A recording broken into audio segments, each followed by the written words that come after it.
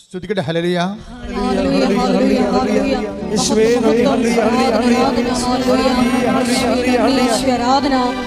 വചനം ശ്രവിക്കുവാൻ ഞങ്ങളെ ഒരുക്കണമേ എന്ന് പ്രാർത്ഥിക്കുന്നു. കവനൻ്റെ വർക്കൗട്ട് ചെയ്യുന്ന നമ്മുടെ നിയോഗങ്ങൾ നിവൃത്തിയാകുന്ന കാലാവസ്ഥകളുണ്ട്. ഇത് പറയാൻ കാരണം കഴിഞ്ഞ സെപ്റ്റംബർ 7-ാം തീയതി ഞാനിവിടെ ഇല്ലായിരുന്നു, ഞാൻ കൽക്കട്ടയിലായിരുന്നു. അപ്പോൾ അവിടെ ഞാൻ ഉറങ്ങിയപ്പോൾ അന്ന് മാതാവിൻ്റെ ജന്മദിനത്തിൻ്റെ തലേ ദിവസം രാത്രിയാണത്. അപ്പോൾ എനിക്കൊരു സ്വപ്നമുണ്ടായി. ഞാൻ രാവിലെ എഴുന്നേറ്റ് അടുത്ത മുറിയിൽ പോയി. വിജയകുമാർ എൻ്റെ കൂടെ ഉണ്ടായിരുന്നു. പുള്ളി അടുത്ത മുറിയിലാണ് താമസിക്കണം.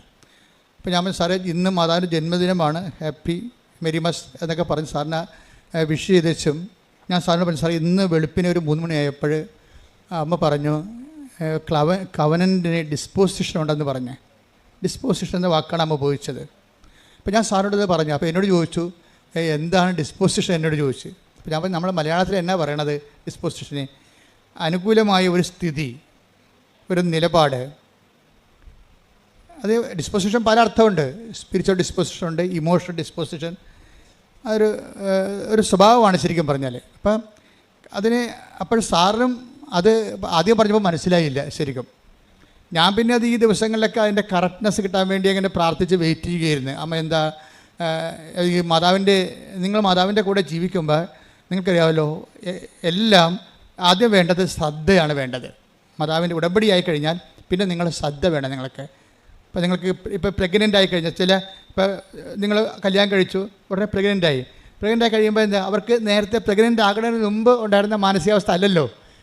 അവർക്ക് പ്രത്യേക കുഞ്ഞിനെക്കുറിച്ചാണ് പിന്നെ ശ്രദ്ധയുള്ളത്. കുഞ്ഞിനൊന്നും കേട് വരരുത് എന്ന രീതിയിൽ അവർ ഇരിപ്പ് നോക്കും, അവർ കിടക്കുമ്പോൾ നോക്കും, ചരിയണ നോക്കും, എല്ലാം നോക്കും. അപ്പോൾ അതെന്താ കാര്യം വെച്ച് കഴിഞ്ഞാൽ ആവശ്യമായ ഓക്സിജനും അതുപോലെ തന്നെ കുഞ്ഞിന് കിട്ടി സ്വസ്ഥമായി അത് വളരുക എന്നുള്ള ഒരു ഉദ്ദേശമാണ് അമ്മയ്ക്കുള്ളത്. അതൊരു ഡിസ്പോസിഷനാണ് ശരിക്കും പറഞ്ഞാൽ. ഇപ്പോൾ മനസ്സിലായില്ലേ കാര്യങ്ങൾ പെട്ടെന്ന്? അതാണ് എൻ്റെ കാര്യം. അത് അനുകൂലമായ നമ്മുടെ മാനസികമായ ഒരു സഹകരണം, അനുകൂലമായ സഹകരണം. അതിനാണ് അച്ഛൻ ക്ലൈമറ്റ് എന്ന് പറഞ്ഞത്, കവനൻ്റെ ക്ലൈമറ്റ്.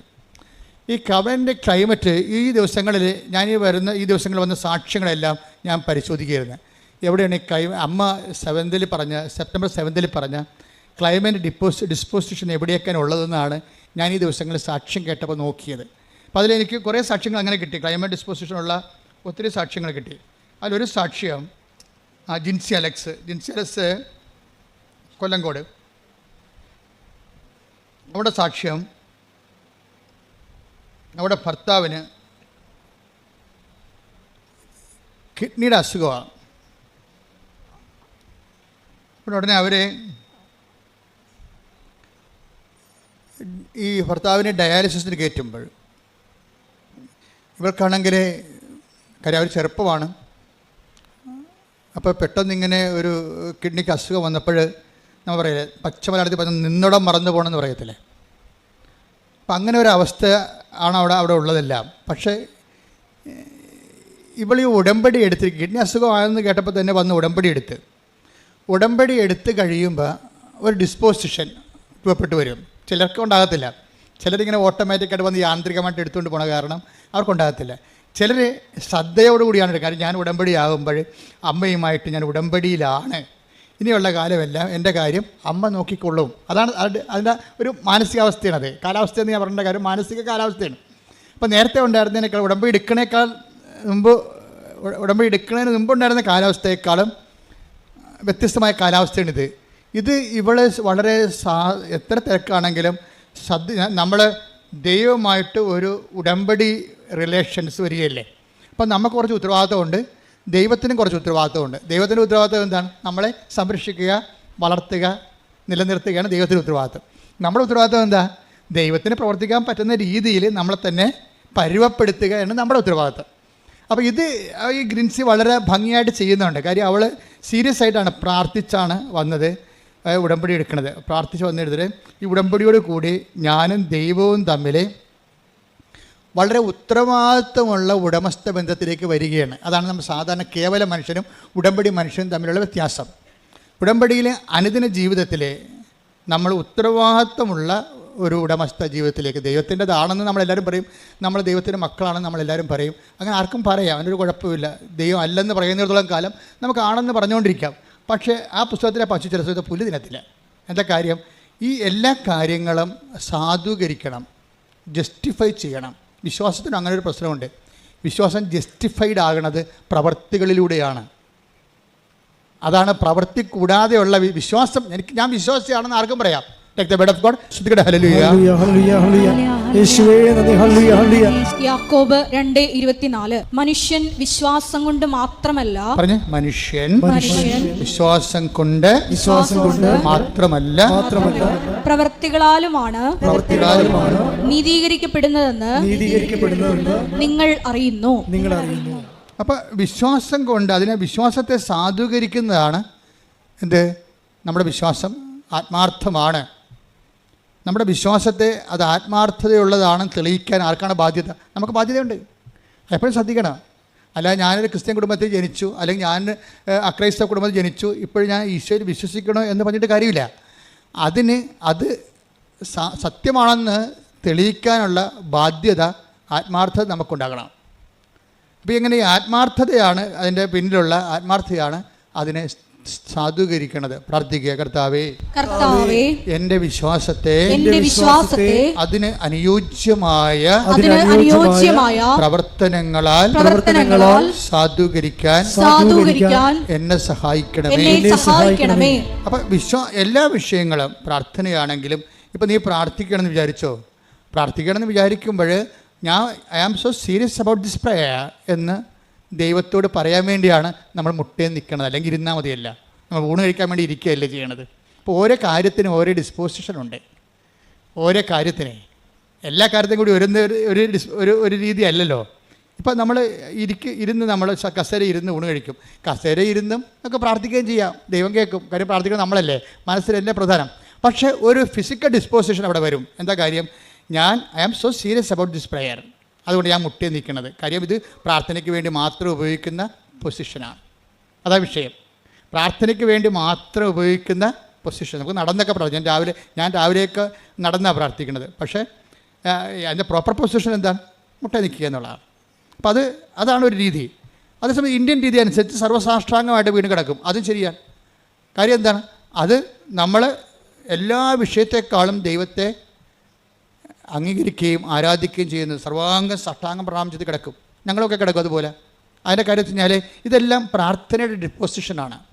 അങ്ങനെ കിടന്ന് ഉറങ്ങിപ്പോണവരും ഉണ്ടാകും. അപ്പോൾ ഉറക്കത്തിന് നമ്മൾ കിടക്കുകയാണ് ചെയ്യണത്. പക്ഷേ പ്രാർത്ഥനയ്ക്ക് നമ്മൾ കമന്നാണ് കിടക്കുന്നത്. കേട്ടാ, ഉറക്കം നമുക്കത് ഇങ്ങനെയൊക്കെ ചരിഞ്ഞൊക്കെ കിടക്കാം അല്ലേ. പക്ഷേ സർവ്വസാഷ്ടാംഗം വേണം കിടക്കണം. എങ്ങനെയാണ്? കമന്നാണ് കിടക്കുന്നത്. കൈ സ്വസ്തിക എഴുതി ശിരസിൻ്റെ മുന്നിൽ വെച്ച് കമന്ന് കിടക്കൂടാ. അപ്പോൾ വെച്ചാൽ സർവാംഗം നമ്മൾ സമർപ്പിക്കണം എന്നാണ് അവർ. അപ്പോൾ ഇതാണ് പൊസിഷൻ എന്ന് പറയുന്നത്, പ്രോപ്പർ പൊസിഷൻ. ഇതുപോലെ ഉടമ്പടിക്കും ഒരു പ്രോപ്പർ പൊസിഷനുണ്ട്. ഒന്നല്ല, ഒത്തിരി പ്രോപ്പർ പൊസിഷൻസ് ഉണ്ട്. അതിൻ്റെ അകത്ത് നിലപാടുകളും വരും. നിലപാടുകൾ ഓരോ വിഷയത്ത് അതിൽ സമീപനങ്ങൾ വരും. നമ്മുടെ ഒരു സമീപനം. ഇപ്പോൾ എന്ത് ഉദാഹരണത്തിന്, ഇപ്പോൾ ഈ ജിൻസിയുടെ വിഷയം എന്താണ്? ജിൻസിയുടെ ഭർത്താവിന് അലക്സിനാണ് കിഡ്നി അസുഖം. അപ്പോൾ ഡയാലിസിസ് നടന്നുകൊണ്ടിരിക്കുകയാണ്. ഡയാലിസിസ് നടന്നു കഴിഞ്ഞപ്പോൾ ഈ മനുഷ്യൻ, അതായത് രണ്ടുപേരും കൂടി വളരെ സന്തോഷമായിട്ട് ജീവിച്ചതാണ്, ചെറുപ്പക്കാരാണ്. പക്ഷെ പെട്ടെന്ന് അങ്ങോട്ട് കാലാവസ്ഥ മാറി വേറൊരു ലെവലിലായി. ഡയാലിസിസ് കഴിഞ്ഞോടുകൂടി ഇയാൾക്ക് എന്ത് സംഭവിക്കുന്നതിനെക്കുറിച്ച് ഇയാൾക്കൊരു ഐഡിയ ഇല്ല. ഇയാൾ തളർന്ന രീതിയിൽ ഇവളെ ഇങ്ങനെ നോക്കും. എന്താണ്? നമ്മൾ പിരികയാണല്ല എന്നുള്ള അതാണ് അവസ്ഥ. ഓക്കെ, ഇങ്ങനെ നോക്കുമ്പോൾ അച്ഛൻ വന്ന് ലാസ്റ്റ് സാക്രമെൻ്റ് കൊടുക്കും, അവസാനത്തെ കുദാശ കൊടുക്കും. അപ്പോൾ അച്ഛൻ പോയി കഴിയുമ്പോൾ ആശുപത്രിയിൽ ബന്ധുക്കളെല്ലാം ഇവളെ കെട്ടിപ്പിടിച്ച് കരയും. ആ ഓരോ സിറ്റുവേഷൻസ് നോക്കി, ഈവൻസ് കണ്ടില്ലേ? അച്ഛൻ പോയി കഴിയുമ്പോൾ അവിടെ ഉണ്ടായിരുന്ന ബന്ധുക്കൾ, സ്വന്തപ്പെട്ടവരെല്ലാം ഈ ജിൻസിയെ കെട്ടിപ്പിടിച്ച് കരയും. എന്ന് വെച്ച് കഴിഞ്ഞാൽ അവളുടെ ഭർത്താവ് തീർന്ന് പോയി, ഈ ലോകത്തുനിന്ന് വിടപിരിഞ്ഞെന്ന രീതിയിലേക്ക് കഴിയും. പക്ഷേ ഇവൾ പറയണത് ഞാൻ കരഞ്ഞില്ലെന്ന് പറയുന്നത്. അതാണ് ഡിസ്പോസിഷൻ. അതാണ് ഉടമ്പടി. ഒരു മനുഷ്യനെ എങ്ങനെയാണ് ചേഞ്ച് ചെയ്യണം നോക്കണം. ഈ വിഷയങ്ങളെല്ലാം എൻ്റെ മുമ്പിൽ നടന്നുകൊണ്ടിരിക്കുകയാണ്, പക്ഷെ ഞാൻ മാത്രം കരഞ്ഞില്ല. എന്താ കാര്യം? എനിക്കറിയാം അമ്മ ഏതെങ്കിലും നിമിഷം ഉടമ്പടി എടുത്തു കഴിഞ്ഞാൽ അമ്മയുമായിട്ട് ഉടമ്പടിയിലാണ്. അപ്പോൾ ഏതെങ്കിലും സമയത്ത് അമ്മ ഈ വിഷയം അറിയും. അച്ഛൻ വന്നതും അച്ഛൻ പോയതൊക്കെ ആദ്യം അറിഞ്ഞത് ആരാ? അമ്മ അറിഞ്ഞിട്ടുണ്ട്. ഇതാണ് ഡിസ്പോസിഷൻ. ഇപ്പോൾ അതൊക്കെ മനസ്സിലായില്ലേ? ഡിസ്പോസിഷൻ എന്ന് പറഞ്ഞാൽ മനസ്സിലായില്ലേ? അതൊക്കെ അതായത് ഇത്രയും നമ്മുടെ ചുറ്റും ലോകം മുഴുവനും കലങ്ങി മറിയുമ്പോഴും ഉടമ്പടി എടുത്ത ആ ദൈവ പൈതൽ ഒരു ഉടമ്പടി നിലപാടുണ്ട്. ഉടമ്പടി സമീപനത്തിലൂടെ ദൈവത്തിൽ ആഴമായി വിശ്വസിച്ച് തൻ്റെ ഈ സംഘർഷങ്ങളിടയിലുള്ള തൻ്റെ വിശ്വാസം ഏറ്റുപറച്ചിൽ അങ്ങ് അറ്റ കൈയായിട്ട് നിൽക്കുകയാണ്. കരയാതെ അങ്ങ് ദൈവത്തിൽ ആഴമായി ശരണപ്പെട്ടുകൊണ്ട് നിൽക്കുകയാണ്. പെട്ടെന്നാണ് ഈ മനുഷ്യൻ്റെ ലക്ഷണം മാറണത്. പടപടാ ഇവരുടെ ഇതെല്ലാം ദൈവത്തിൽ നമ്മളുടെ ഒരു നിലപാട്, സമീപനമൊക്കെ പ്രാർത്ഥനയാണ്. പ്രാർത്ഥന ചുണ്ടുകൊണ്ട് മാത്രമുള്ളതല്ല. അതായത് ഈ ഇങ്ങനെയുള്ള സംഘർഷ സമയത്തുള്ള നമ്മുടെ ഇതൊക്കെ ഒരു ഉടമ്പടി നിലപാടാണ്. അതാ നമ്മൾ വെറുതെ ഒരു പ്രാർത്ഥന പ്രാർത്ഥിച്ചിരിക്കുകയല്ല, നമ്മൾ ദൈവവുമായിട്ട് ഒരു ഉടമ്പടി എടുത്തിരിക്കുകയാണ്. അപ്പോൾ ദൈവവും നമ്മൾ ഈക്വൽ പാർട്ട്നേഴ്സാണ്. ഈ ഒരു വ്യവഹാരത്തിലെ ബന്ധത്തിൽ 50-50 പാർട്ട്ണറാണ് നമ്മൾ. പകുതി നമ്മളും പകുതി ദൈവവുമാണ്. അപ്പോൾ ഒരു പൊതുവായിട്ടുള്ള പദ്ധതിയാണ് ഉടമ്പടിക്ക്. ദൈവവും നമ്മളുള്ള അതിലൊരു വിഷയമാണ് ഭർത്താവിൻ്റെ ഈ കിഡ്നിയുടെ അസുഖം ഭേദമാകുന്നത്. എന്നിട്ട് പെട്ടെന്ന് പതുക്കെ അതായത് നമ്മുടെ ഭാഗത്തു നിന്നുള്ള പേയ്മെൻറ്റ്, ഇതാണ് പേയ്മെൻറ്റ് എന്ന് പറയുന്നത്. ഇപ്പോൾ നമ്മൾ അഡ്വാൻസ് കൊടുത്താൽ മാത്രം പോലെ, ഇപ്പോൾ ഉടമ്പടി നിങ്ങൾ എടുക്കുമ്പോൾ നിങ്ങളൊരു അഡ്വാൻസ് കൊടുക്കുകയാണ്. എന്താ കാര്യം? ഇങ്ങനെയൊക്കെ ഉള്ളതെല്ലാം ദൈവത്തിന് വേണ്ടി ചെയ്തുകൊള്ളാമെന്ന് പറഞ്ഞൊരു അഡ്വാൻസ്. പക്ഷേ ദൈവം എന്നാ ചെയ്യണമെന്ന് പറയുമ്പോൾ അതിൻ്റെ ഫുൾ എമൗണ്ട് പേ ചെയ്യാൻ പറയും. പക്ഷേ ആൾക്കാർക്കത് മനസ്സിലാകത്തില്ല. ചിലർ പറയും സാധനം കിട്ടട്ടെ എന്നിട്ട് ഞങ്ങൾ ഫുൾ എമൗണ്ട് പേ ചെയ്യാൻ പറയും. എങ്ങനെ? എന്തെങ്കിലും ഒന്ന് നടക്കട്ടെ, ജോലി കിട്ടട്ടെ, അല്ലെങ്കിൽ വിസ കിട്ടട്ടെ, അല്ലെങ്കിൽ ജപ്തി നടപടി മാറട്ടെ, എന്നിട്ട് ഞങ്ങൾ പത്രം കൊടുക്കാമെന്ന് പറയും. അപ്പോൾ അതൊരു ബാർഗെയിനിങ്ങിലേക്ക് മാറും. ചില ആൾക്കാർക്ക് മണ്ടത്തരം പറഞ്ഞാൽ അങ്ങനെയാണ് ഉടമ്പടിയിൽ. എന്നിട്ട് അവർ ഫുൾ എമൗണ്ട് പേ ചെയ്യുന്നതിന് മുമ്പ് ദൈവത്തോട് ചോദിച്ച് ദൈവം ഇങ്ങോട്ട് തന്നു കഴിഞ്ഞിട്ട് ഞങ്ങൾ ഫുൾ എമൗണ്ട് പത്രം കൊടുക്കുകയോ രോഗികളെ പോയി കാണുകയോ എന്തെങ്കിലും ചെയ്യാമെന്ന് പറയും. പക്ഷെ നടക്കത്തില്ല. നിങ്ങൾ അങ്ങനെ ഒരാളായത് കൊണ്ട് തന്നെ നിങ്ങളിങ്ങനെ ദൈവത്തിനെ കൊണ്ട് എല്ലാം ചെയ്യിച്ചതിന് ശേഷം ദൈവത്തിന് വിശ്വാസത്തിൽ എടുക്കണില്ലല്ലോ. അതാണ് പ്രശ്നം. ചില ആൾക്കാർ ഒന്നും കിട്ടിയില്ലെങ്കിലും ശരി, തനിക്ക് ചെയ്യാനുള്ളതെല്ലാം ചെയ്തു മാറ്റും, ഫുൾ എമൗണ്ട് പേ ചെയ്ത് കളയും. എന്താ കാര്യം? അവർ ദൈവത്തെ വിശ്വാസത്തിലെടുക്കുന്നു. ദൈവം എപ്പോഴായാലും ഈ വിഷയത്തിൽ ഇടപെടുമെന്ന് അവർക്ക് ആത്മാവിൽ. ഇതിനാണ് നിങ്ങളുടെ നമുക്കറിയാൻ പറ്റും ആത്മാവിലെ. അതായത് നിങ്ങൾ കുറച്ച് ക്ലിയർ ആണെങ്കിൽ ഈ കാർമേഘ സംശയത്തിൻ്റെ കാർമേഘം ഒന്നും ഇല്ലെങ്കിൽ സംശയത്തെ കാർമേഘമെന്നാണ് വിളിക്കുന്നത്. Take the word of God. യാക്കോബ് 1:6 സംശയിക്കാതെ വിശ്വാസത്തോടെ വേണം ചോദിക്കാൻ. സംശയിക്കുന്നവൻ കാറ്റിൽ ഇളകി മറിയുന്ന കടൽ തിരക്ക് തുല്യനാണ്. അപ്പം സംശയിക്കാതെ വേണം ഇത് വിഷയം ചെയ്യാൻ. അതായത് നിങ്ങൾ കണ്ണും പൂട്ടി അങ്ങോട്ട് ചെയ്യണം ഉടമ്പടിയിൽ. ഇപ്പോൾ അതിൻ്റെ അർത്ഥം എന്താണ്? ദൈവത്തെ നമ്മൾ വിശ്വാസത്തിൽ എടുക്കുന്നു, അതാണ് വിഷയം. അല്ല ദൈവത്തിൽ നിന്ന് ഒരു ഇൻസ്റ്റാൾമെൻറ്റ് വരട്ടെ, ഈ കമ്പനി ശരിയാണെന്ന് നോക്കട്ടെ, ഈ ഏജൻറ്റ് നമ്മളെ പറ്റിക്കുമെന്ന്. നമ്മൾ വിസ ഏജൻറ്റുമാരെ എപ്പോഴും സംശയത്തോടെയല്ലേ നോക്കണം. ഈ കാശ് പോകുക എന്ന് ഓർത്തിട്ട്. അതുപോലെ വിസ ഏജൻറ്റുമാരെ നിങ്ങൾ നോക്കണ പോലെ ദൈവത്തെ നോക്കുന്നുണ്ട് ചില ആൾക്കാർ. അതാണ് നിങ്ങൾക്ക് കളിപ്പ് വരണത്. അപ്പോൾ ദൈവത്തിന് അറിയാൻ പറ്റുമല്ലോ ഇത് സംശയമാണെന്ന്. സംശയത്തോടെ ഉടമ്പടി വർക്കൗട്ട് ചെയ്യത്തില്ല. അത് സംശയം ഒരു നെഗറ്റീവ് ഡിസ്പോസിഷനാണ്. അത് പറഞ്ഞില്ലേ, കടൽ തിര പോലെയാണ്, ഇങ്ങനെ ഒന്നിനു പിറകെ ഒന്നായി വന്നിട്ട് അലസ്വസ്ഥപ്പെടുത്തിക്കൊണ്ടിരിക്കും.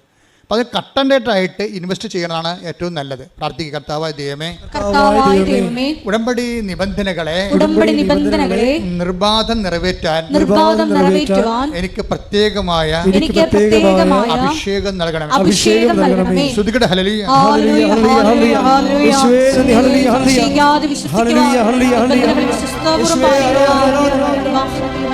ജ്ഞാനത്തിലൂടെ ഞങ്ങൾ അഭിഷേകം ചെയ്യാം.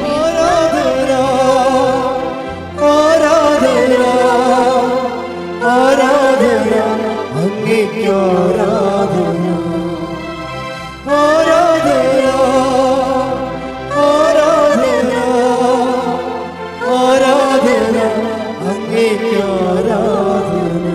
ഇതിനകത്ത് കുറേ ഘടകങ്ങളുണ്ട്. അതിൽ ഇവർ അച്ഛൻ സ്വന്തം ഭർത്താവിന് അന്ത്യകുദാശം നൽകി പിരിയുമ്പോൾ ബന്ധുക്കൾ ഇവിടെ കെട്ടിപ്പിടിച്ച് കരയുമ്പോൾ ഇവൾ വേങ്ങലടിച്ച് അവിടെ കൂടെ കരയേണ്ടതാണ്. ശരിക്കും പറഞ്ഞു എല്ലാം തീർന്നെന്നും പറഞ്ഞുകൊണ്ട് കരയേണ്ടതാണ്.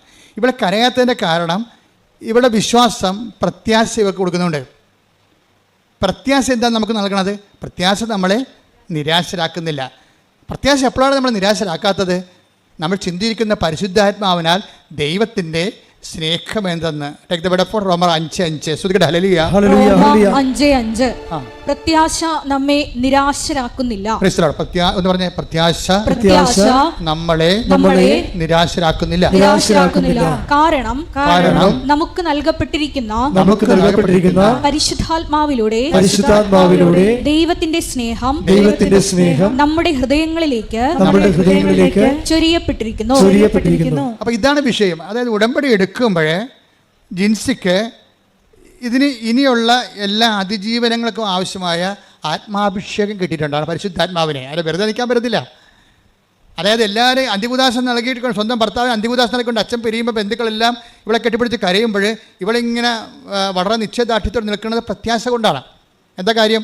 ഞാൻ ഉടമ്പടി എടുത്തിട്ടുണ്ട്, എൻ്റെ ഭർത്താവിൻ്റെ ജീവിതത്തിൽ ഇത് അവസാന വാക്കല്ല, ദൈവത്തിൻ്റെതാണ് അവസാന വാക്ക്, ഇന്നല്ലെങ്കിൽ അടുത്ത നിമിഷം ദൈവം പ്രവർത്തിക്കുമെന്ന് ഇവിടെ പ്രത്യാശിക്കുന്നു. അവിടെ എന്തുകൊണ്ടാണ് പ്രത്യാശിക്കണമെന്നാണ് വചനം പറയുന്നത്. എന്താണ്? പ്രത്യാശ നമ്മളെ നിരാശരാക്കുന്നില്ല. എന്താ കാര്യം? അപ്പോൾ അത് ഉടമ്പടി എടുത്തവരും എടുക്കാത്തവരും നമ്മൾ വ്യത്യാസം കണ്ട. എടുക്കാത്തവർ കെട്ടിപ്പിടിച്ച് കരയുന്നു, ഉടമ്പടി എടുത്തവർ അവൾക്ക് എന്താ കിട്ടിയിരിക്കേണ്ടത്? പ്രത്യാശ കിട്ടിയിരിക്കുകയാണ്. എന്താണ്? അവൾ പരിശുദ്ധാത്മ പറയും, നീ വിഷമിക്കേണ്ട, ഏതാനും നിമിഷങ്ങൾക്കുള്ളിൽ നിൻ്റെ ഭർത്താവിലെ നിനക്ക് ടെസ്റ്റ് തന്നതാണ്, കുറച്ച് കഴിയുമ്പോൾ ദൈവം ഈ വിഷയം ഏറ്റെടുത്താണ്, നിൻ്റെ ഭർത്താവിന് ജീവനോട് നിനക്ക് തരും എന്നുള്ള ഒരു മുന്നറിവ് പ്രത്യാശ ഇവർക്ക് നൽകിയിട്ടുണ്ട്. ഈ പ്രത്യാശ വന്ന എന്താ ഗുണം? നമുക്ക് നിരാശ എന്ന് പറഞ്ഞാൽ എന്താണ്? ഇപ്പോൾ ആൾക്കാർ പറയും നിരാശ ഉണ്ടാകാതിരിക്കാൻ എന്ത് ചെയ്യണം? ആശ ഉണ്ടാകാതിരുന്നാൽ മതിയെന്ന്. പണ്ട് ബുദ്ധനൊക്കെ അങ്ങനെ പറഞ്ഞുകൊണ്ടിരുന്നത്, ആശ ഉണ്ടാകാതിരുന്നാൽ മതിയെന്ന്. പക്ഷേ ബൈബിൾ പറയും, ബൈബിൾ അതിനെ ഈ അണ്ടേ കൊണ്ടേ വളം വെക്കത്തില്ല, ഡയറയുടെ റൂട്ടിലേ വളം വെക്കത്തുള്ളൂ. ബൈബിൾ എന്താ പറയണത്? പ്രത്യാശ ഉണ്ടെങ്കിൽ സ്വാഭാവികമായിട്ടും നിനക്ക് നിരാശ ഉണ്ടാകത്തില്ല. എന്തുകൊണ്ടാണ് നിനക്ക് നിരാശ ഉണ്ടാകാത്തത്? എന്താണെന്ന് വെച്ച് കഴിഞ്ഞാൽ പരിശുദ്ധാത്മാവ് നിനക്ക് അറിവ് നൽകും. അതാണ് വിഷയം. എന്താണ്? ഈ ഉടമ്പടിയോടുകൂടി നീ പരിശുദ്ധാത്മാവിൻ്റെ പ്രത്യേകമായ ഇടപെടലിനും കമ്മ്യൂണിക്കേഷനിലാകും നീ ദൈവമായിട്ട്. അപ്പോൾ ഒരു ആന്തരികമായൊരു കമ്മ്യൂണിക്കേഷൻ കിട്ടിക്കഴിഞ്ഞാൽ നിനക്ക് ആന്തരിക ഉറപ്പ് ലഭിക്കും. ഇപ്പോൾ എല്ലാവരും കിടന്ന് വിഷമിക്കുമ്പോഴും ചില സ്നേഹബന്ധങ്ങളൊക്കെ ഉണ്ടാകുമല്ലോ. അപ്പോൾ ഒത്തിരി കല്യാണ മന്ദിരം പോണ്, അവളെ ഒന്നിനും കിട്ടണില്ല, ഒന്നിനും സമ്മതിക്കണില്ല അവൾ. അപ്പോഴേ അപ്പനും അല്ലേ, അവളെ ഏറ്റവും അടുത്തറിയാവുന്നത് അവളുടെ ആങ്ങളൊക്കെയായിരിക്കും. ആങ്ങളൊക്കെ മറ്റുള്ള കാര്യങ്ങളൊക്കെ അറിയാവുന്ന ആളായിരിക്കും. വന്ന് ചോദിക്കും, എടി നീ ഇങ്ങനെ നിൽക്കണത് എന്താ? നിനക്ക് വല്ല ഉറപ്പം കിട്ടിയിട്ടുണ്ടാന്ന് ചോദിക്കും. എന്ന് വെച്ച് കഴിഞ്ഞാൽ അവൾക്കല്ലേ അറിയാൻ പാടില്ല ഉറപ്പ് കിട്ടിയിട്ടുണ്ടാകുന്നത്. ഇതൊരു മറ്റു മനുഷ്യരോട് പറയാൻ പാടില്ലാത്തൊരു ഉറപ്പാണ് ദൈവവും തമ്മിലുള്ള ബന്ധത്തിലുണ്ടാകുന്ന ഉറപ്പുകൾ. അതെപ്പോഴും ഇപ്പം നിങ്ങൾക്ക് മനസ്സിലായില്ലേ? ഞാൻ നിങ്ങൾക്ക് മനസ്സിലാകുന്ന ഭാഷയിലാണ് സംസാരിക്കുന്നത്. എന്ന് വെച്ച് കഴിഞ്ഞാൽ ഒരു ദൈവികമായ ആന്തരികമായ ഉറപ്പ് ഇവക്കുണ്ടേ. എന്താണത്? ഇത് അവസാനമല്ല, ദൈവം ഇടപെടുമെന്ന്. ആ ഉറപ്പ് പക്ഷേ ഉടമ്പടി എടുക്കാത്തവർക്കില്ല. ഉടമ്പടി എടുക്കുമ്പോൾ എന്ത് നിങ്ങൾക്ക് സംഭവിക്കണം നിങ്ങൾ അറിയണം. നിങ്ങളിങ്ങനെ ഓരോ ആൾക്കാർ വന്നിട്ട് ഓരോ അപേക്ഷക്കത്ത് എഴുതിക്കൊണ്ടു നിൻ്റെ അത് കെട്ടിത്തത്തിച്ച് പോണ പോലെ അങ്ങനെ ഈസിയായിട്ട് പോണവരെ പോകും. അവർക്ക് അത് മനസ്സിലാകത്തില്ല.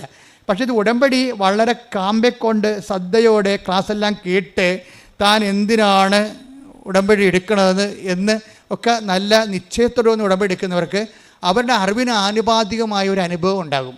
എപ്പോഴും നമ്മൾ ശ്രദ്ധിക്കേണ്ടതേ ഇതെല്ലാം വർക്കൗട്ട് ചെയ്യണത് ഒരു അനുഭവത്തിൻ്റെ വെളിച്ചത്തിലാണ്. അനുഭവം ഉണ്ടാകണമെങ്കിൽ എന്ത് ചെയ്യണം? ആദ്യം അറിവുണ്ടാകണം. അറിവെന്ന് പറഞ്ഞാൽ എന്തുമാത്രം അറിവാണെന്ന് എനിക്കറിയത്തില്ല. ഞാൻ 10-38 കൊല്ലമായി ശുശ്രൂഷ ചെയ്തുകൊണ്ടിരിക്കുന്നതാണ്. ഇപ്പോഴും ഈ വിഷയത്തിൽ പുതിയ കാര്യങ്ങളാണ് കർത്താവ് പറയണത്. അപ്പോൾ അറിവ് എവിടെ ചെന്ന് എത്തുമെന്ന് ഒരു പിടിയില്ല. നമ്മൾ ചിലപ്പോൾ ഇപ്പോഴും ABCD തന്നെ ആയിരിക്കും ചിലപ്പോൾ ആധ്യാത്മികതയുടെ. എത്തി കഴിഞ്ഞാൽ ഇതിൻ്റെ അകത്ത് വെച്ച് കഴിഞ്ഞാൽ അറിവാണ് നമുക്ക് എന്ത് തരണത്? അനുഭവം തരണത്. അപ്പോൾ അനുഭവത്തിൻ്റെ അകത്ത് മൈനർ അനുഭവ എക്സ്പീരിയൻസ് ഉണ്ട്, മേജർ എക്സ്പീരിയൻസ് ഉണ്ട്. ഇപ്പം മൈനർ എക്സ്പീരിയൻസിന് മൈനറായിട്ടുള്ള അറിവൊക്കെ മതി, മേജർ എക്സ്പീരിയൻസിന് മേജർ ആയിട്ടുള്ള വിസ്ഡം വേണം. ഇതാണ് നമ്മൾ കൂടുതൽ ആഴങ്ങളിലേക്ക് നീക്കി വലയിറക്കാൻ ഈശോ പറയത്തില്ലേ? ലൂക്ക 5:4 സംസാരിച്ചു തീർന്നപ്പോൾ ഈശോ പ്രസംഗിക്കായിരുന്നു അവരോട് തീരത്തിൽ വെച്ച് സംസാരിച്ചു തീർന്നപ്പോൾ അവൻ ശിമയോനോട് പറഞ്ഞു, ആഴത്തിലേക്ക് നീക്കി മീൻ പിടിക്കാൻ വലയിറക്കുക. ഇത് വർഷത്തിൽ ഞാൻ ഒരിക്കലും ഈ വചനം വായിച്ചുകൊണ്ടിരുന്നപ്പോഴേ, ഇപ്പോഴല്ല, ഇപ്പം ഞാൻ ഇത് ഓർത്തുകൊണ്ട് ഇങ്ങനെ പറയാം. അതായത് ഈശോ ഈ നമുക്ക് കടലിലത്തെ, ഞാൻ കുറേ നാൾ കടലോരത്തും കടലിലും ഒക്കെ ആയിട്ട് വിശേഷ വരെ ചെയ്താണ്. എപ്പോഴും വെള്ളം പിഞ്ചിരിക്കാൻ പോവുകയും പിന്നെ വർഷമാകുമ്പോൾ എല്ലാ വെള്ളങ്ങളും ഒരുമിച്ച് കൂട്ടിയിട്ട് അവരെ കുമ്പസാരിപ്പിക്കുകയും വള്ളത്തേക്ക് കടലിൽ ചെറുവള്ളങ്ങളിൽ പോയിട്ട് വലിയ വള്ളങ്ങളിൽ കയറി ബോട്ടുകളിൽ പോയി അവരെ വെഞ്ചരിക്കുകയും കത്തോലിക്കരെ കുമ്പസാരിപ്പിക്കുകയും ചെയ്യുന്ന ഒരു ശുശ്രൂഷ ഉണ്ട്. 10 കൊല്ലം ചെയ്തതാണ്. അപ്പോഴൊക്കെ നമ്മൾ കടത്തീരത്ത് വരുമ്പോൾ നമുക്ക് കാണുന്നൊരു വിഷയം എന്ന് വെച്ച് കഴിഞ്ഞാൽ ചില ബീച്ചുകാരൊക്കെ ഉണ്ടാവും കടലോരത്ത്, കടലിൽ വീശണം. അവർക്ക് വല്ല കൂരി പോലെയൊക്കെ ഉള്ള മീനൊക്കെ കിട്ടും. അവർക്ക് കണമ്പ്, മാലാൻ അങ്ങനെയൊക്കെ ചെറിയ ചെറിയ മീനൊക്കെ കടത്തീരത്ത് കൂടി പോണ മീനുണ്ട്. പക്ഷെ നമ്മൾ ഈ ലോ പ്രഷറിലുള്ളതാണ്. നങ്ക്, ഇതുപോലെ തന്നെ ചെമ്മീൻ, ഇതൊക്കെ ലോ പ്രഷറിൽ വർക്ക് ചെയ്യണതാണ്. അതിൻ്റെ ഒരു തീരത്തിൻ്റെ ഒരു പ്രത്യേകതയാണത്. അതുകൊണ്ട് ജീവിക്കുന്ന ഒത്തിരി പേരുണ്ട്. ഇപ്പോഴ് ഈ ആൾക്കാരൊക്കെ തെർമോക്കോൾ പോലൊക്കെ ഒരു വള്ളമൊക്കെ ഉണ്ടാക്കി അതിൽ തുഴഞ്ഞ് ഒറ്റക്ക് പോയി. ഇപ്പോൾ ആൾക്കാർ ഒരാൾ മതി അതിൻ്റെ അടുത്ത് പോകാൻ. ഇപ്പോൾ ആ മേഖലയിൽ നിന്നെല്ലാം ആൾക്കാരെല്ലാം പഠിച്ച് വേറെ തൊഴിലിന് പോവുകയാണ്. ഇനിയിപ്പോൾ ആ മേഖലയിൽ നാളെ ഹൈടെക് വരും. ഇപ്പോൾ നമ്മൾ ജപ്പാനിലൊക്കെ കാണുന്ന പോലെ ഡ്രോണൊക്കെ കൊണ്ടാണ് ഇപ്പോൾ ജപ്പാനിലൊക്കെ വല ഇറക്കുന്നത്. വലയും കൊണ്ട് ഡ്രോൺ പോയിക്കൊള്ളും. ഡ്രോൺ തന്നെ കടലിൽ വല കെട്ടിയിട്ട് തിരിച്ചു വരുന്നുള്ളൂ. എന്നിട്ട് ചെറിയൊരു ബീഞ്ച് പോലെ സാധനം വെച്ചിട്ട് തന്നെത്താൻ വലിക്കും. ഒരു കടലിൽ പോകേണ്ട കാര്യമില്ല. ഇപ്പോൾ കാലങ്ങൾ അങ്ങോട്ട് മാറുകയാണ്. നാളെ നനഞ്ഞിട്ടുള്ള പരിപാടിയൊന്നുമില്ല, അപകടമില്ല എല്ലാം. പക്ഷേ ആഴങ്ങളിലേക്ക് നിൽക്കാനൊന്നും ഇവർക്ക് പറ്റത്തില്ല. ആഴങ്ങളിലേക്ക് നിൽക്കണമെങ്കിൽ തിരുത, അറക്ക പോലെയുള്ള വലിയ വലിയ മീനുകൾ ഹൈ പ്രഷറിൽ താമസിക്കുന്നതാണ്. നല്ല ആഴങ്ങളിലേക്ക്. ഈ അനുഭവത്തിലും അങ്ങനെ ഒരു പ്രശ്നമുണ്ട്. നിങ്ങൾ പനി മാറുക, നെഞ്ചുവേദന മാറുക, വേർപ്പ് മാറുക, അങ്ങനെയുള്ള കൊച്ചു മീനുകളെ പിടിക്കണമെങ്കിൽ നിങ്ങളുടെ ഈ ലോ ഫെയ്ത്ത് മതി, ചെറിയ ഫെയ്ത്ത് മതി. ചെറിയ വിശ്വാസം കൊണ്ടൊക്കെ നടക്കും. പക്ഷേ ഒരു സീരിയസ് അഗ്നിപരീക്ഷ വന്നു കഴിഞ്ഞാൽ അത് വലിയ മീനാണ്. അതിന് ആധ്യാത്മികതയുടെ ആഴങ്ങളിലേക്ക് പോകണം. എന്താ കാര്യം? ചൊല്ലൽ കൊണ്ട് പറ്റത്തില്ല. പിന്നെന്താണ്? ചെയ്യൽ വേണം. എന്ന് ചെയ്യുമ്പോൾ എന്താ സംഭവിക്കണത്? നമ്മൾ ചൊല്ലുന്ന കാര്യത്തിൽ നമ്മൾ സീരിയസ് ആയിട്ട് വിശ്വസിക്കുന്നു, നമ്മൾ പറയുന്ന കാര്യം. അതുകൊണ്ടാണ് ഉടമ്പടിയിലെ കുറേ അധികം ഇപ്പോൾ ഈ വൈശാഖ് എന്ന് പറഞ്ഞ സാക്ഷ്യം ഉണ്ടായിരുന്നു ഈ ദിവസങ്ങളിൽ. വൈശാഖിൻ്റെ വിഷയം എന്ന് വെച്ചാൽ, വൈശാഖ് പണ്ട് കൃപാസനത്തിൻ്റെ ഒരു ശത്രുവായിരുന്നു. കൃപാസനത്തിൻ്റെ ഏറ്റവും വലിയ മിത്രങ്ങൾ ആകാൻ പോണവർ ആദ്യം ശത്രുവാകും, പിന്നീട് അവർ മിത്രങ്ങളാകണത്. കാര്യം വെച്ച് കഴിഞ്ഞാൽ ഇവരിലൂടെ കൃപാസനത്തെ വളർത്തിയത് മുഴുവനും കൃപാസനത്തിൻ്റെ മിത്രങ്ങളെ പോലെ തന്നെ ശത്രുക്കൾക്കും പ്രാധാന്യം ഉണ്ടായി ഒരു കാലത്ത്. കാര്യം ഇവിടെ ആദ്യം അറ്റാക്ക് ചെയ്തത് യുക്തിവാദികളാണ്. മാസങ്ങളോളം അവർ യോഗം ചേർന്ന് ഈ അടയാളങ്ങളൊക്കെ കണ്ടിട്ട് ആൾക്കാർക്കൊക്കെ ഒരു വിശ്വാസം കുറവുള്ളവർക്ക് അസ്വസ്ഥത ഉണ്ടാകുമല്ലോ. വിശ്വാസം കുറവുള്ളവർക്കും ദൈവത്തെ ചുമ്മാ ഒരു ആഡംബരമായിട്ടും അധികാരത്തിനായിട്ട് ഉപയോഗിക്കുന്നവരുണ്ട്. അവർക്കെല്ലാം അടയാളങ്ങൾ അസ്വസ്ഥത ഉണ്ടാക്കും. അപ്പം അതുപോലെ അങ്ങനെ ഒരു കാലം ഉണ്ടായിരുന്നു ഇവിടെ. പക്ഷേ അതിലൊരാളായിരുന്നു ഈ വൈശാഖ് എന്ന് പറഞ്ഞ ആൾ. ഇത് തട്ടിപ്പാണ്, ഭൂലോക തട്ടിപ്പാണ്, ആനകുനി എന്നൊക്കെ പറഞ്ഞ് പൈസ ഉണ്ടാക്കാൻ വേണ്ടിയാണെന്നൊക്കെ 10, 20, 25, 40 കേരളത്തിൽ ഏറ്റവും കൂടുതൽ അറ്റാക്ക് വാങ്ങിച്ചൊരു വൈദികനാണ് ഞാൻ ഒരു കാലത്ത്. ഞാൻ കൂളായിട്ടൊക്കെ എൻ്റെ ജപമാല ഉള്ളിടത്തോളം കാലം ആർക്കും തോൽപ്പിക്കാൻ പറ്റത്തില്ല. എന്താ കാര്യം? ജപമാല മാതാവിൻ്റെ നമുക്ക് ഏറ്റവും വലിയ ശക്തമായ മധ്യസ്ഥ പ്രാർത്ഥന. മാതാവിൻ്റെ പ്രാർത്ഥന അല്ലത്, അത് രക്ഷാകര പ്രാർത്ഥന മാതാവിൻ്റെ മധ്യസ്ഥത്തിലാണ് ലോഞ്ച് ചെയ്യണത്. അപ്പോൾ അതിന് ഒരു അഭിഷേകം കിട്ടിയിരിക്കുന്ന കാരണം, ഈ അഭിഷേകം കൊണ്ട് എന്താ, എല്ലാത്തിനും ഒരു അഭിഷേകമുണ്ട്. നിങ്ങൾക്കറിയാമല്ലോ. ഇപ്പം തന്നെ അവളുടെ പേര് ജിൻസി. അച്ഛൻ സ്വന്തം ഭർത്താവിന് അന്ത്യകുദാശം കൊടുത്ത് പോകുമ്പോൾ എല്ലാ ബന്ധുക്കളും കെട്ടിപ്പിടിച്ച് കഴിയുമ്പോൾ ജിൻസി എന്താ കരയാത്തത്? അതിനാണ് ഈ അഭിഷേകം എന്ന് പറയുന്നത്. മനസ്സിലായില്ല? അല്ലാതെ എണ്ണ കൊണ്ടൊന്ന് തലക്കോരി ഒഴിക്കണേനല്ല അഭിഷേകം എന്ന് പറയുന്നത്. അതിനും പറയാം. പക്ഷേ ആന്തരികമായ അഭിഷേകമുണ്ട്. ഈ ബാഹ്യമായ അടയാളങ്ങളൊക്കെ അർത്ഥവത്താകണമെങ്കിലും അനാചാരങ്ങൾ അല്ലാതായിരിക്കണമെങ്കിലും ആന്തരികമായ അത് ഉദ്ദേശിക്കുന്ന സൂചന ആന്തരികമായി നടക്കണം. ആ മനുഷ്യനെ ആന്തരികമായി ആ അഭിഷേകം നടക്കാത്തോളം കാലം എണ്ണയല്ല, പെട്രോൾ ഒഴിക്കണത്, എണ്ണ ഒഴിക്കണതെല്ലാം കണക്കാണ്. ആന്തരികമായ ഒരു അഭിഷേകമുണ്ട് എല്ലാത്തിനും. ദൈവകൃപ പ്രവർത്തിക്കുന്നത് ആന്തരികമാണ്. അതുകൊണ്ടാണ് കൃപയെക്കുറിച്ച് പറയുമ്പോൾ എന്താ പറയണത്? കർത്താവിൻ്റെ കൃപ പറഞ്ഞേ, കർത്താവിന്റെ കൃപ അവന്റെ ആത്മാവിന്റെ കൂടെ ഉണ്ടായിരിക്കട്ടെ. അവന്റെ ആത്മാവോട് കൂടെ ഉണ്ടായിരിക്കട്ടെ. തലയുടെ കൂടെ ഉണ്ടാകുകയല്ല, കൃപ തലയിലല്ല ഇരിക്കണത്, തലയുടെ മുകളിലും അല്ല ഇരിക്കുന്നത്. ഗലാത്യ 6:18 സഹോദരരെ, പറഞ്ഞ സഹോദരങ്ങളെ, നമ്മുടെ കർത്താവായ യേശുക്രിസ്തുവിന്റെ കൃപ നിങ്ങളുടെ ആത്മാവിനോട് കൂടെ ഉണ്ടായിരിക്കട്ടെ. കൃപ ആത്മാവിൽ അഭിഷിക്തമാകുന്ന കൃപയുടെ സൂചനയായിട്ടാണ് നമ്മൾ ശിരസ്സിലെ അഭിഷേകം മേടിക്കുന്നത്. അപ്പോൾ ശിരസ്സിലെ അഭിഷേകം ചെയ്തില്ലെങ്കിലും അനുദിന ജീവിതത്തിൽ സാധാരണ മനുഷ്യർക്ക് അവരുടെ ജീവിത പ്രതിസന്ധി അതിജീവിക്കാൻ ആവശ്യമായ ആന്തരികമായ കൃപ അവർക്ക് ലഭിക്കും. അതിനെയാണ് ഇൻട്രിൻസിക് അനോയിൻറ്റിങ് എന്ന് പറയണത്. അത് പരിശുദ്ധാത്മാവ് നമുക്ക് ലഭിച്ചിരിക്കുന്ന തോതനുസരിച്ചാണ് നമുക്കത് ഫീൽ ചെയ്യണത്. ഭർത്താവ് മരിച്ചു എന്ന് പറഞ്ഞുകൊണ്ട് ബന്ധുക്കൾ കെട്ടിപ്പിടിച്ച് കരയുമ്പോഴും എല്ലാവർക്കും കരച്ചിൽ, ഭാര്യയ്ക്ക് മാത്രം കരച്ചിലില്ല. കാര്യം എന്താണ്? അവൾക്കതിന് ആന്തരിക അഭിഷേകം കിട്ടിയിരിക്കുകയാണ്. റോമ 5:5 വെച്ചാണ്. എന്താണ്? കഷ്ടത സഹനശീലവും. പറഞ്ഞേ, സഹനശീലവും ആത്മധൈര്യവും. ആത്മധൈര്യം അവർക്ക് കിട്ടിയിരിക്കണത്. ആത്മധൈര്യം കിട്ടിയിരിക്കുകയാണ്. അതിനാണ് ആന്തരിക അഭിഷേകം എന്ന് പറഞ്ഞത്. ആത്മധൈര്യം ആത്മധൈര്യം പ്രത്യാശയം പ്രത്യാശയം നമുക്ക് നൽകിയിരിക്കുന്നു. നമുക്ക് നൽകിയിരിക്കുന്നു. അത് എങ്ങനെ നൽകിയിരിക്കുന്നതാണ്? പരിശുദ്ധാത്മാവിനാലാണ്. നമ്മൾ ചിന്തിയിരിക്കുന്ന നമ്മിൽ ചിന്തിയിരിക്കുന്ന പരിശുദ്ധാത്മാവിനാൽ ദൈവത്തിന്റെ സ്നേഹം എന്തെന്ന് നമ്മൾ അറിയുന്നു. അപ്പൊ ഈ ആന്തരിക അഭിഷേകവും പരിശുദ്ധാത്മാവും ദൈവത്തിന്റെ സ്നേഹവും തമ്മിൽ ബന്ധമുണ്ട്. എന്താ കാര്യം വെച്ച് കഴിഞ്ഞാൽ പരിശുദ്ധാത്മാവ് നിറയുമ്പോൾ നമുക്ക് എന്താ സംഭവിക്കുന്നത്? അത് പരിശുദ്ധാത്മാവിനെ നിലനിർത്താൻ ആവശ്യമായ ഇന്റേണൽ ഡിസ്പോസിഷൻ ഉണ്ട്. അതാണ് മാതാവ് സെപ്റ്റംബർ 7 പറഞ്ഞത്. ഡിസ്പോസിഷൻ, പരിശുദ്ധാത്മാവിനെ നിലനിർത്താനുള്ള ആന്തരികമായ ഒരു ഡിസ്പോസിഷൻ. ആ ഡിസ്പോസിഷൻ ഉണ്ടെങ്കിൽ എന്താ സംഭവിക്കുന്നത്? പരിശുദ്ധാത്മാവിൻ്റെ ഫലമാണ് എന്ത്? ദൈവസ്നേഹം. ഈ നമ്മൾ ചിന്തിയിരിക്കുന്ന പരിശുദ്ധാത്മാവ്, take the bed of God, അതായത് പരിശുദ്ധാത്മാവിൻ്റെ ഫലമാണ് ദൈവസ്നേഹം. അപ്പൊ സ്നേഹം, പരിശുദ്ധാത്മാവിന്റെ ഫലങ്ങള് ഗലാത്യർ 5:22. എന്നാൽ ആത്മാവിന്റെ ഫലങ്ങൾ സ്നേഹം, ആനന്ദം, സമാധാനം, ക്ഷമ, ദയ, നന്മ, വിശ്വസ്തത, സൗമ്യത, ആത്മസംയമനം ഇവയാണ്. ഈ ജിൻസി എന്ന് പറയുന്ന സഹോദരിക്ക് ഈ സംഭവങ്ങൾ ഇപ്പൊ എല്ലാം കിട്ടിയ പോലെയാണ് അല്ലേ? എന്തൊക്കെയാണുള്ളത്? ആത്മാവിന്റെ ഫലങ്ങൾ എന്തൊക്കെയാണുള്ളത്? സ്നേഹം, ആനന്ദം. അപ്പൊ ഇതെല്ലാം ഈ ആന്തരികമായ ആനന്ദത്തിനാണ് ആന്തരിക അഭിഷേകം എന്ന് പറയുന്നത്. സ്നേഹം, ആനന്ദം, പിന്നെന്താണ്? സമാധാനം, ക്ഷമ, ദയ, നന്മ. ഇത് ഈ സമാധാനം എന്ന് പറയണത് ശരിക്കും പറഞ്ഞാൽ സ്നേഹം പ്ലസ് ക്ഷമയാണ് ഈക്വൽ ടു സമാധാനമാണ്. അപ്പോൾ സ്നേഹം എന്ന് പറഞ്ഞാൽ അതിൻ്റെ കൂടെ പിന്നെന്താ? ക്ഷമ കൂടുമ്പോഴാണ് അതായത് സമാധാനം എന്ന് പറയുന്നത്. സമാധാനം ഉണ്ടാകുന്നത്. ക്ഷമയെന്ന് പറയുന്നത് എന്താണ്? സഹിക്കുന്ന സ്നേഹത്തിനാണ് ക്ഷമയെന്ന് പറയണത്. സഹിക്കുന്ന സ്നേഹത്തിനാണ് ക്ഷമയെന്ന് പറയണത്. അപ്പം സ്നേഹവും പിന്നെ അതിൻ്റെ സർപ്ലസായി വരുന്ന സഹിക്കുന്ന സ്നേഹവും കൂടി വരുമ്പോഴാണ് നമ്മൾ സമാധാനം വരുന്നത്. പിന്നെ സമാധാനം കഴിഞ്ഞ് എന്താ പറയണത്? ക്ഷമ, ദയ. കാരണം നമുക്ക് മറ്റുള്ളവർക്ക് ആ സ്നേഹം സഹിച്ചുകൊണ്ട് മറ്റുള്ളവർക്ക് സ്നേഹം കൊടുക്കണതിനാണ് ദയ എന്ന് പറയുന്നത്. നന്മ. അത് ഏത് കാലാവസ്ഥയിലും നന്മയായിട്ടുള്ള ചെയ്യാനുള്ള ബേസിക് ഗുഡ്നെസ് ആണത്. വിശ്വസ്തത എന്ന് വെച്ചാൽ വചനത്തോടും ദൈവവചനത്തോടുമുള്ള ഒരു മനുഷ്യന്റെ കൂറ് വിശ്വസ്തത.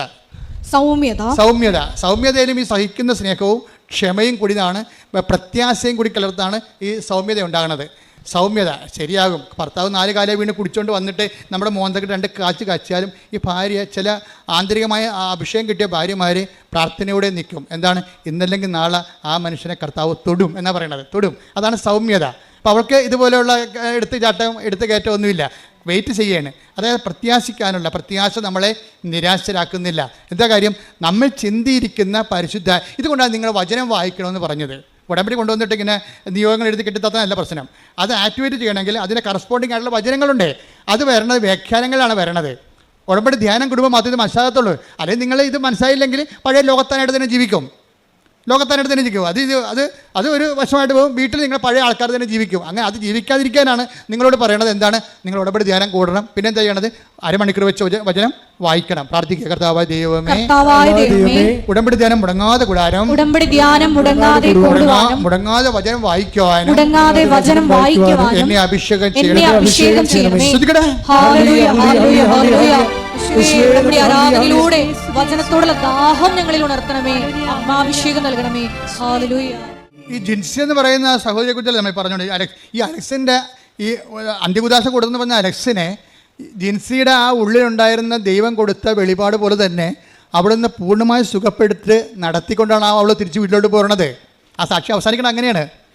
ഇത് തന്നെ, അതായത് നിങ്ങൾ ഇപ്പം എന്താ സംഭവിച്ചിരിക്കുന്നത് വെച്ചാൽ എന്താണ് ജിൻസിയുടെ ജീവിതത്തിൽ സംഭവിച്ചെന്ന് ചോദിച്ചാൽ ഞാൻ പറയും, ജിൻസി മൈനർ മിറക്കിളിൽ നിന്ന് മേജർ മിറക്കിളിലേക്ക് ചേഞ്ച് ചെയ്ത്. മനസ്സിലായില്ല? അറിവ് എന്താ പറയണത്?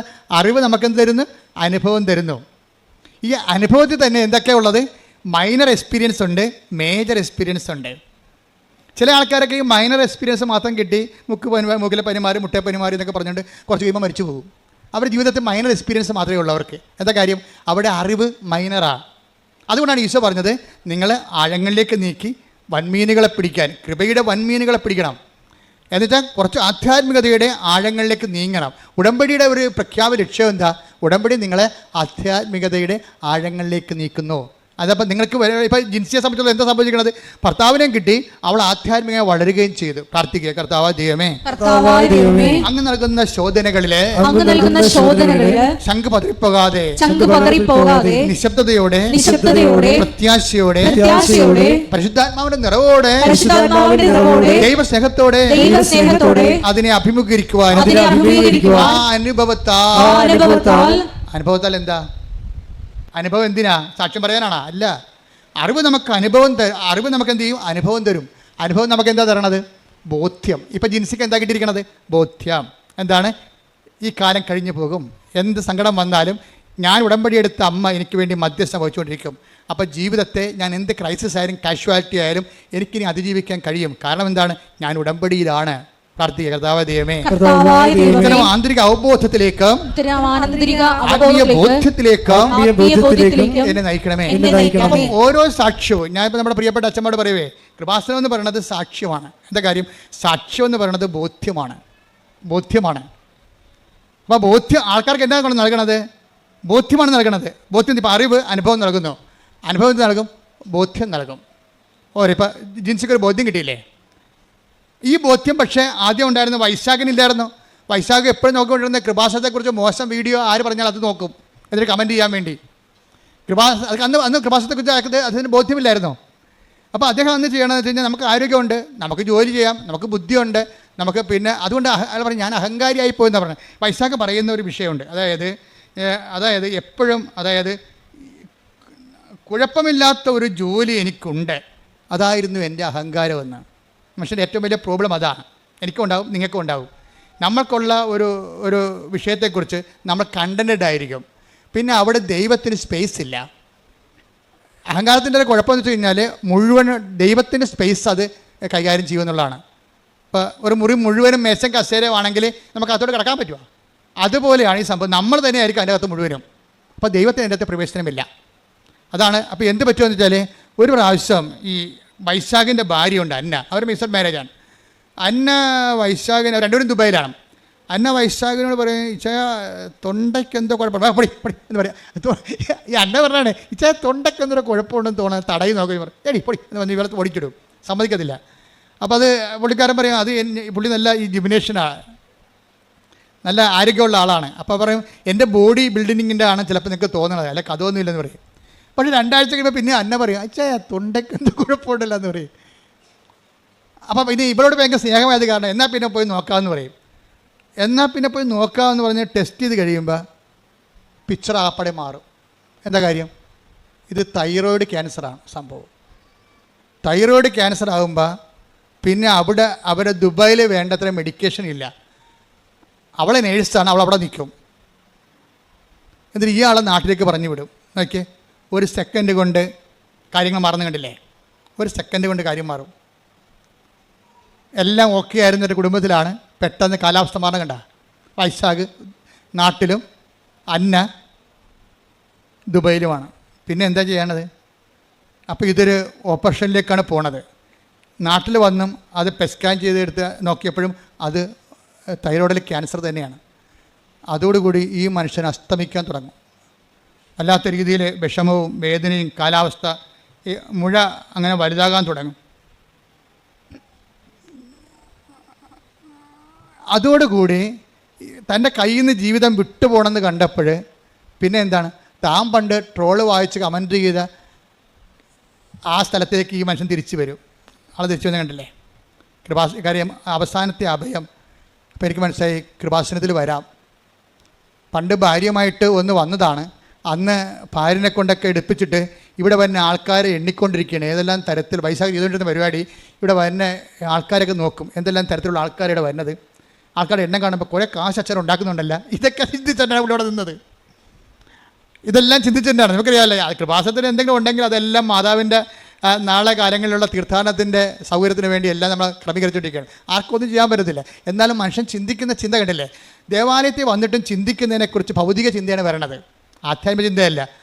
ഈ കുരങ്ങനെ കൊണ്ട് ചൂട് പായസം കുഴപ്പിച്ചിട്ടുണ്ടെങ്കിൽ പറഞ്ഞാൽ ഭാര്യനെ കൊണ്ട് ഉടമ്പടി എടുത്തിട്ട് ഭർത്താവ് ലോകകാര്യങ്ങൾ പറഞ്ഞുകൊണ്ട് ഇവിടെ ഇരിക്കുകയാണ്. ഇതിൻ്റെ അകത്ത് ഇനിയിപ്പോൾ തട്ടിപ്പായിരിക്കുമോ ഇനി? അതൊക്കെയാണ് പുള്ളി ചിന്തിക്കുന്നത്.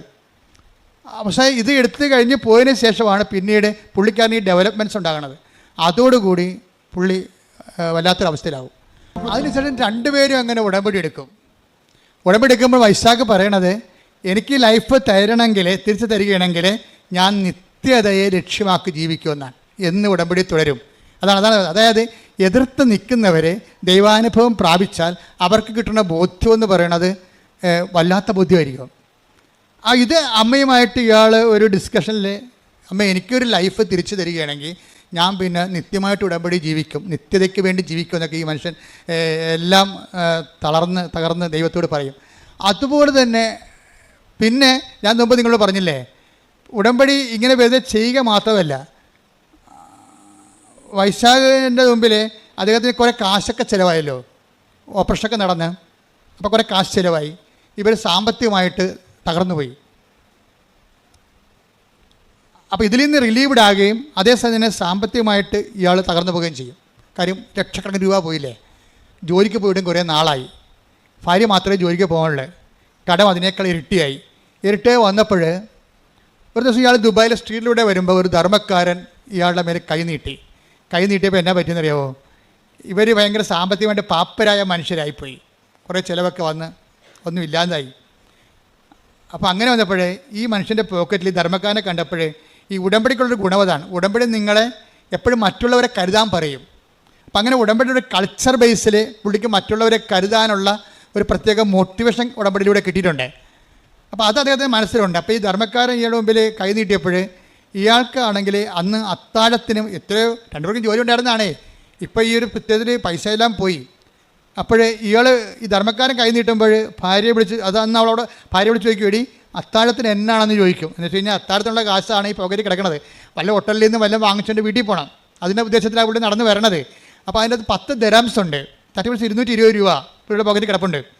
അപ്പോൾ 220 രൂപ കിടപ്പുണ്ട്. ഭാര്യയെ വിളിച്ച് ചോദിക്കും, എടി അത്താഴത്തിന് എന്നാന്ന് ചോദിക്കും. അപ്പോൾ പറയും, നിങ്ങൾക്ക് കൊളസ്ട്രോൾ അല്ലേ, നിങ്ങൾ ഡയറ്റിലാണ്, നിങ്ങൾക്ക് ഞാൻ സവാളയും തൈരും അരിഞ്ഞു വെച്ചിട്ടുണ്ട് രാത്രി, അതുപോലെ ഞാൻ പിന്നെ എങ്ങനെ അഡ്ജസ്റ്റ് ചെയ്യാമെന്ന് പറയും. എന്നാണ് ചോദിക്കാൻ കാര്യം? അല്ല, ഒരു ധർമ്മക്കാരൻ എൻ്റെ അടുത്ത് നിൽക്കണേ, കൊടുത്തിട്ട് പോരാൻ പറയും. അപ്പോൾ ഉടനെ ഈ മനുഷ്യൻ ഇതിൻ്റെ അകത്തുള്ള 10 ദിർഹംസ് അയക്ക് കൊടുക്കും. എന്നിട്ട് പോയി അയക്ക് സവാളയും സവാളയും തൈരും മതി രാത്രി. അപ്പോൾ അത് കൊടുക്കാനും തൻ്റെ കയ്യിൽ അത്താഴത്തിനുള്ള വക കൂടി കൊടുക്കാൻ വേണ്ടി അയാൾക്ക് ഒരു ആന്തരികമായ അഭിഷേകം കിട്ടും. ഇതാണ് സംഭവം, പിടിയിട്ടില്ലേ? അപ്പോൾ ഈ 10 ദിർഹംസ് അയാൾക്കെടുത്ത്, ധർമ്മക്കാരൻ അത്രയും പ്രതീക്ഷിച്ചില്ല, വല്ല 2-3 ദിർഹംസ് കിട്ടുമെന്നാണ് വിചാരിച്ചത്. അവൾ കൈ പുകയിലുണ്ടായിരുന്ന 10 ദിർഹംസും കൊടുത്തു. 10 ദിർഹംസ് കൊടുത്തോടു കൂടിയുണ്ടല്ല ഈ ധർമ്മക്കാരൻ കൈ നീട്ടി ഈ മനുഷ്യൻ സന്തോഷത്തോടെ ഈ മനുഷ്യൻ തലയെ കൈവച്ചു. അത് വലിയ സന്തോഷത്തോടെ ഈ മനുഷ്യൻ കൈകുപ്പി ധർമ്മക്കാരൻ്റെ ആശീർവാദം മേടിച്ച് വീട്ടിൽ വന്ന് സന്തോഷത്തോടെയാണ് ആ മനുഷ്യൻ അത് കൊടുത്തത്.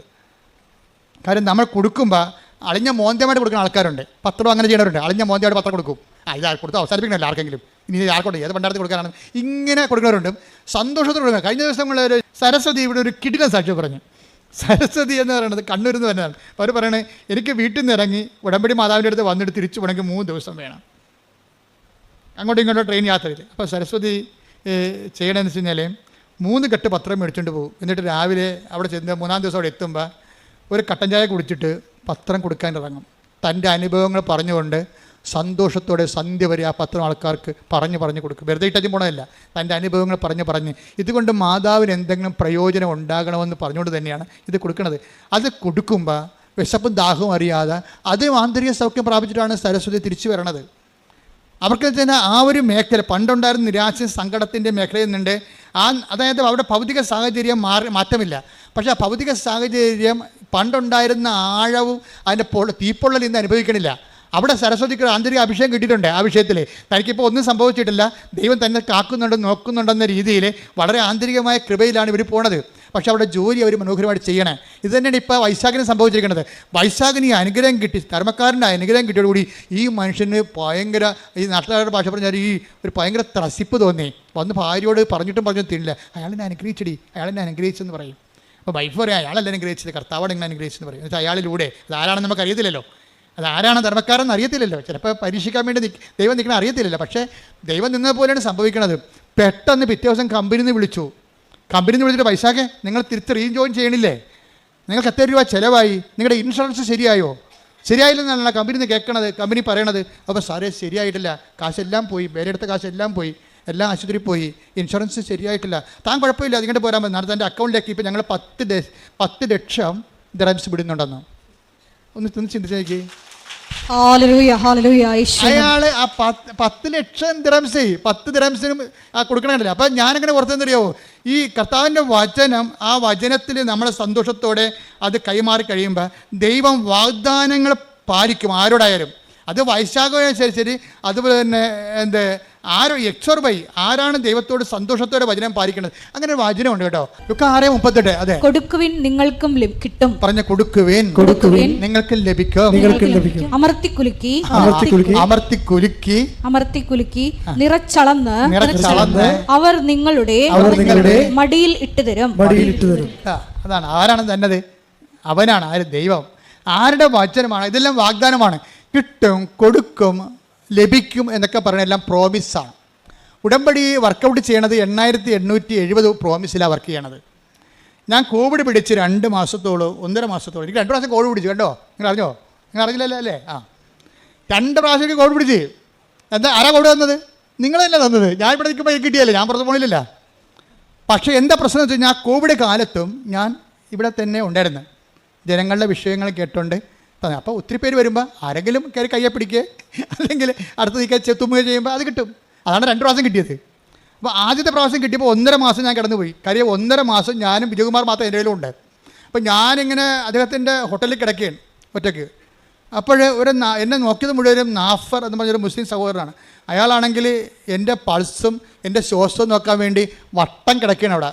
കഴിഞ്ഞ ദിവസം ഇവിടെ വന്നിട്ടുണ്ടായിരുന്നു. എനിക്ക് ഭയങ്കര ഇഷ്ടപ്പെട്ട അയാളെ കണ്ടപ്പോൾ ഇവിടെ വന്നിട്ടുണ്ടായിരുന്നു എന്നെ കാണാൻ വേണ്ടി. അന്ന് 1.5 മാസം രാത്രി എനിക്ക് എന്തെങ്കിലും സംഭവിക്കുക, ശ്വാസം കിട്ടാത്ത ദിവസങ്ങളായിരുന്നു അത്. അപ്പോൾ എൻ്റെ മേലിൽ ജവമാല ഉണ്ടായിരുന്നു. അപ്പോൾ ഈ നാഫർ അടുത്ത് കിടക്കുകയാണ് വട്ടം. എന്നിട്ട് ഞാൻ എന്തെങ്കിലും ഒരു പന്തികേട് കണ്ട അപ്പോൾ പുള്ളിക്ക് അകത്തോട്ട് വരാൻ വേണ്ടി പുള്ളി പുറത്ത് കിടക്കുകയാണ്. അപ്പോൾ ഞാൻ ഓർക്കണേ, ഞാൻ എൻ്റെ ജീവിതത്തിൽ ഒരിക്കലും കാണാത്തൊരു മനുഷ്യനാണ്. ഈ ഒരു കാലഘട്ടത്തിൽ എൻ്റെ ബന്ധുക്കളല്ല, സ്വന്തപ്പെട്ടുള്ള സഹപ്രവർത്തകരല്ല, ആരുമല്ല. ഇത് നിങ്ങൾ ഓർക്കണം. എന്താ പ്രശ്നം വെച്ച് കഴിഞ്ഞാൽ, നിങ്ങൾ ഓരോരുത്തരെയും താങ്ങണതും തലോടണമെല്ലാം നാളെ നിങ്ങൾക്ക് അവർ പ്രയോജനപ്പെടുമെന്നുള്ള ഉദ്ദേശത്തിലാണ്. പക്ഷെ നിങ്ങൾ താങ്ങണം തലോടേണ്ടതും ദൈവത്തെ മാത്രമാണ്. എവിടെയെങ്കിലും നിങ്ങൾക്ക് അറ്റാച്ച്മെൻ്റ് ഉണ്ടെങ്കിൽ ആ അറ്റാച്ച്മെൻറ്റ് വെച്ചായിരിക്കും നിങ്ങൾക്ക് പണി കിട്ടാൻ പോണത്. പക്ഷേ ദൈവത്തോട് മാത്രം അറ്റാച്ച്മെൻറ്റ് ഉണ്ടെങ്കിൽ നമ്മളുടെ യഥാർത്ഥ സമയത്ത് ദൈവമാണ് ആളെ ദൂത വിടുന്നത്. ഞാൻ നിനക്ക് മുമ്പേ എൻ്റെ ദൂതനെ അയക്കും. ശ്രുതികട ഹല്ലേലൂയ. Take the word of God. ഹല്ലേലൂയ, ഹല്ലേലൂയ, ഹല്ലേലൂയ, ഹല്ലേലൂയ, ഹല്ലേലൂയ. യേശുവേ ഹല്ലേലൂയ, ഹല്ലേലൂയ, ഹല്ലേലൂയ. യേശുവേ സ്തുതി. ഹല്ലേലൂയ, ഹല്ലേലൂയ, ഹല്ലേലൂയ, ഹല്ലേലൂയ. പുറപ്പാട് 23:20. പുറപ്പാട് 23:20. ഇതാ പറഞ്ഞേ. ഇതാ ഒരു ദൂതനെ നിനക്ക് മുൻപേ ഞാൻ അയക്കുന്നു. അവൻ നിന്റെ വഴിയിൽ നിന്നെ കാത്തുകൊള്ളും. ഞാൻ. അപ്പൊ ഈ നാഫർ ആരാണ് എന്റെ തിരിക്കണേ? അവന്റെ ദൂതനാ. ഞാൻ നിനക്ക് മുമ്പേ എൻ്റെ ദൂതനെ അയക്കും എന്നാണ് പറഞ്ഞിരിക്കുന്നത്. ഞാൻ എൻ്റെ ദൂതനെ അയക്കും. നിങ്ങൾ എപ്പോഴും നമ്മളെ സംബന്ധിച്ചിടത്തോളം അവനെന്ത് ചെയ്യും?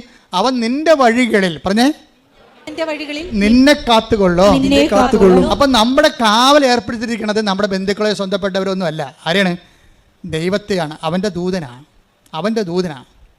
അതായത് ഞാൻ എന്തിനാ ഇപ്പം നിങ്ങളോട് ഇങ്ങനെ പറഞ്ഞു വെച്ച് കഴിഞ്ഞാൽ, നിങ്ങളുടെ ടൈം നിങ്ങൾ മാനേജ് ചെയ്യണം. ചില ആൾക്കാർ മക്കളെ എന്ന് പറഞ്ഞ് മരിക്കാൻ നടക്കുകയാണ്. ചില അമ്മമാർ അവനോട് ഇപ്പം നിങ്ങൾ ദുബായിലോ റോമിലേക്കുള്ള മക്കളെ നിങ്ങൾ വിളിക്കും, എന്നിട്ട് കുടിച്ചാടാ എന്നൊക്കെ ചോദിക്കും. പ്രാർത്ഥിച്ചാടാന്ന് ഒരിക്കലും ചോദിക്കത്തില്ല. ഇപ്പം അതാ പ്രശ്നം. എന്താ പ്രശ്നം? ജീവിതത്തിൽ അവർ ബേസിക്കായിട്ട് അമ്മയാണെങ്കിലും ലോകത്താൻ ജീവിയാണ്. അത് കാരണം അവളുടെ ആധ്യാത്മികതയെക്കുറിച്ച് അവർക്ക് കൺസെപ്റ്റ് ഇല്ല. എന്താ കാര്യം? ഇതിനാണ് ഈ അറ്റാച്ച്മെൻ്റ് എന്ന് പറയുന്നത്. ദൈവത്തെ മാറ്റി നിർത്തിക്കൊണ്ടുള്ള ബന്ധങ്ങളുടെ പരിപോഷണങ്ങളും ഒരു പക്ഷേ നാളെ നിങ്ങൾക്ക് ഒരു മൈനറായിട്ടുള്ള ഒരു കൺസലേഷനിലൂടെ പോകത്തുള്ളൂ. ദൈവത്തെ മേജർ മിറക്കിൾസിനെ കുറിച്ചാണ് ഞാൻ സംസാരിക്കുന്നത്. മേജർ മിറക്കിൾസ് എന്ന് പറഞ്ഞാൽ ഞാനെന്താ 12 കൊല്ലം ഈ വിജയകുമാറിൻ്റെ ഹോട്ടൽ വിൽക്കാൻ വേണ്ടി ഞങ്ങൾ ഒരുമിച്ച് പ്രാർത്ഥിച്ച 12 കൊല്ലം. കാര്യം ഇത് മുഴുവൻ റിലയൻസിൻ്റെ ലോൺ എടുത്തിട്ട് ചെയ്യണതാണ്. ആ റിലയൻസിൻ്റെ ലോണെന്ന് പറയുമ്പോൾ അതിൻ്റെ പണ്ടാര പലിശ കയറിയിട്ട് കോടിയുടെ കടത്തിൽ വിജയകുമാർ മുങ്ങുകയാണ്. ആരോടും പറയിക്കാതെ പുതിയ ലോൺ എടുത്ത് കൂടിക്കൊണ്ടിരിക്കുകയാണ്.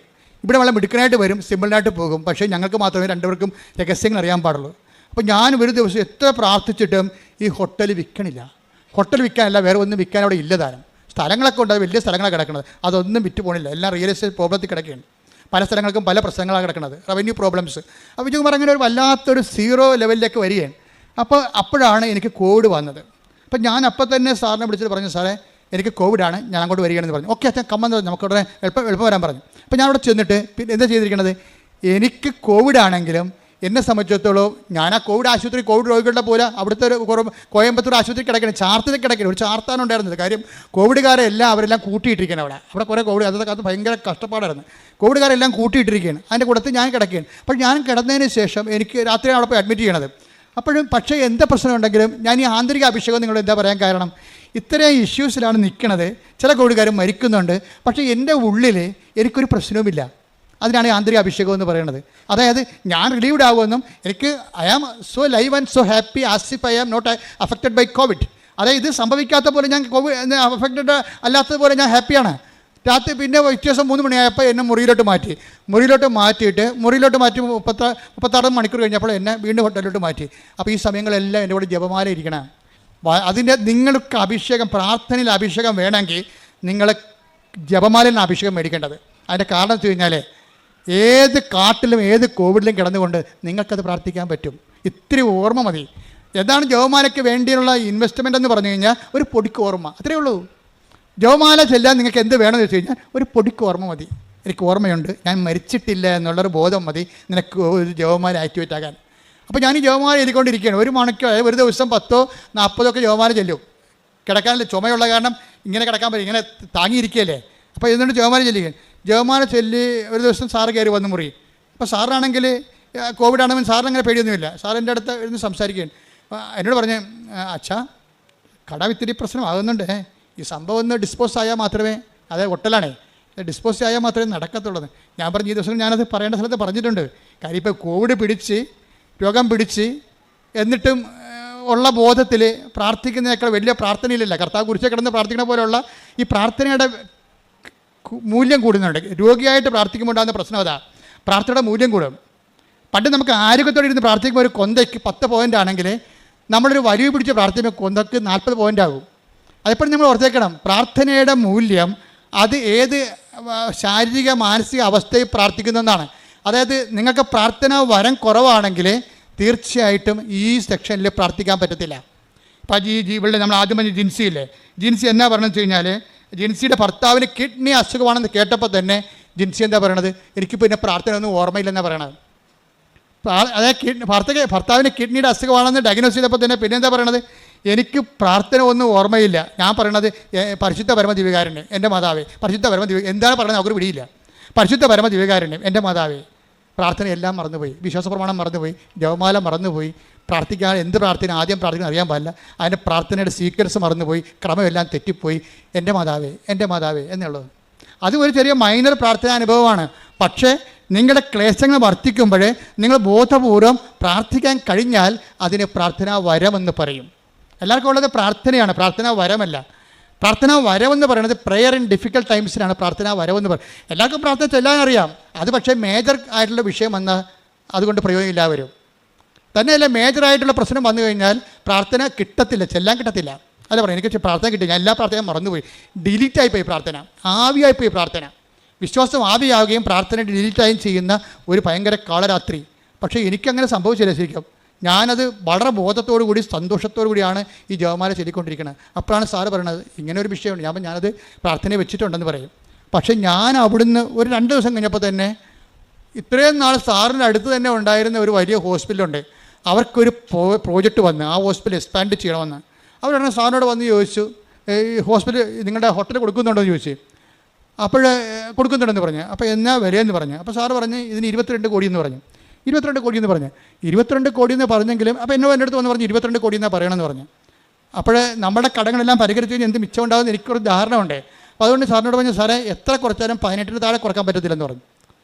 അപ്പോൾ എന്താ വെച്ചാൽ അത്രയും സംഭവം നമുക്ക് കിട്ടുമെന്നൊരു ബോധമല്ല നമുക്കുള്ളത്, ഒരു ബോധമാണുള്ളത്. പക്ഷേ ആ ഒരു ആഴ്ച തന്നെ ഞാൻ അവിടുന്ന് എഴുന്നേറ്റ് പോകണമെമ്പോൾ തന്നെ ഒരു കെട്ട് പൈസയുമായിട്ട് സാറ് വന്നു. എന്താ കാര്യം, അഡ്വാൻസ് തന്നതാണ്, കുറച്ച് ക്യാഷും കുറേ ചെക്കുമായിട്ട് അവിടെ നടക്കണതാണ്. എന്ന് വെച്ച് കഴിഞ്ഞാൽ ഞാൻ നിങ്ങളുടെ ഈ അനുഭവങ്ങൾ എന്താ പറയുന്നത് വെച്ച് കഴിഞ്ഞാൽ, നിങ്ങളുടെ ക്ലേശകാലങ്ങളിൽ നിങ്ങളുടെ പ്രാർത്ഥനയുടെ മൂല്യം കൂടുന്നത് നിങ്ങൾ മനസ്സിലാക്കണം. അല്ലാതെ ഞാൻ ഉടമ്പടി എടുത്തല്ല, ദൈവം എനിക്കിട്ടെന്താ ഇങ്ങനെ ചെയ്തത്, ഉടമ്പടി എടുക്കാത്തവളൊക്കെ വെള്ളം അടിച്ച് സുന്ദരമായിട്ട് നടക്കണം, കല്യാണം കെട്ടിച്ചും ഒക്കെ നടക്കണം, എനിക്ക് മാത്രമാണ് പ്രയാസമെന്ന് നിങ്ങൾ പറയരുത്. നമ്മളുടെ നിലപാട്, ഞാൻ 12 കൊല്ലം ആ ഹോട്ടൽ വിൽക്കാനുള്ള ഒത്തിരി പ്രശ്നങ്ങളുണ്ട്.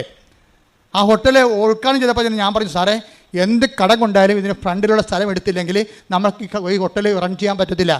അപ്പോൾ എന്നോട് ചോദിച്ചത് എങ്ങനെ എടുക്കും, പണ്ടുള്ള സ്ഥലത്തൊക്കെ കോയമ്പത്തൂർ ഭയങ്കര വിലയാണ്. ഞാൻ പറഞ്ഞ് കടം മേടിച്ചാലും എടുക്കേണ്ടി വരും എന്ന് പറഞ്ഞ്. കാര്യം എൻ്റെ മനസ്സിൽ അന്ന് സാറിൻ്റെ വൈഫിനോട് ഞാൻ പറഞ്ഞ് ഇന്നല്ലെങ്കിൽ സാർ അറിയണ്ട, ഇന്നല്ലെങ്കിൽ നാളെ നമുക്കിത് വിൽക്കേണ്ടി വരുമെന്ന് പറഞ്ഞു. നമുക്കിത് വിൽക്കേണ്ടി വരുമെന്ന് പറഞ്ഞു. അത് പറഞ്ഞിട്ടാണ് ഞാൻ വെഞ്ചരിച്ചിട്ട് പോരണത്. വെഞ്ചരിക്കുകയും ചെയ്തിട്ട് ഒട്ടൻ്റെ വിൽപ്പനയും തീരുമാനിച്ചിട്ടാണ് പോകണം അവിടുന്ന്. എന്താ കാര്യം, അതാണ് എൻ്റെ കിടപ്പെന്ന് എനിക്കറിയാം. അപ്പോൾ ഞാൻ ചെയ്ത് നോക്കുന്ന റവന്യൂ പ്രോബ്ലംസ് ഒന്നും ഉണ്ടാകരുത്. അതുകൊണ്ടാണ് അത് സേഫ് ആക്കണം അത്രയും സ്ഥലം. അത് നമുക്ക് ആരെങ്കിലും കൊടുത്താൽ എടുക്കണം, അവർക്ക് നാളെ പണി വരരുത്.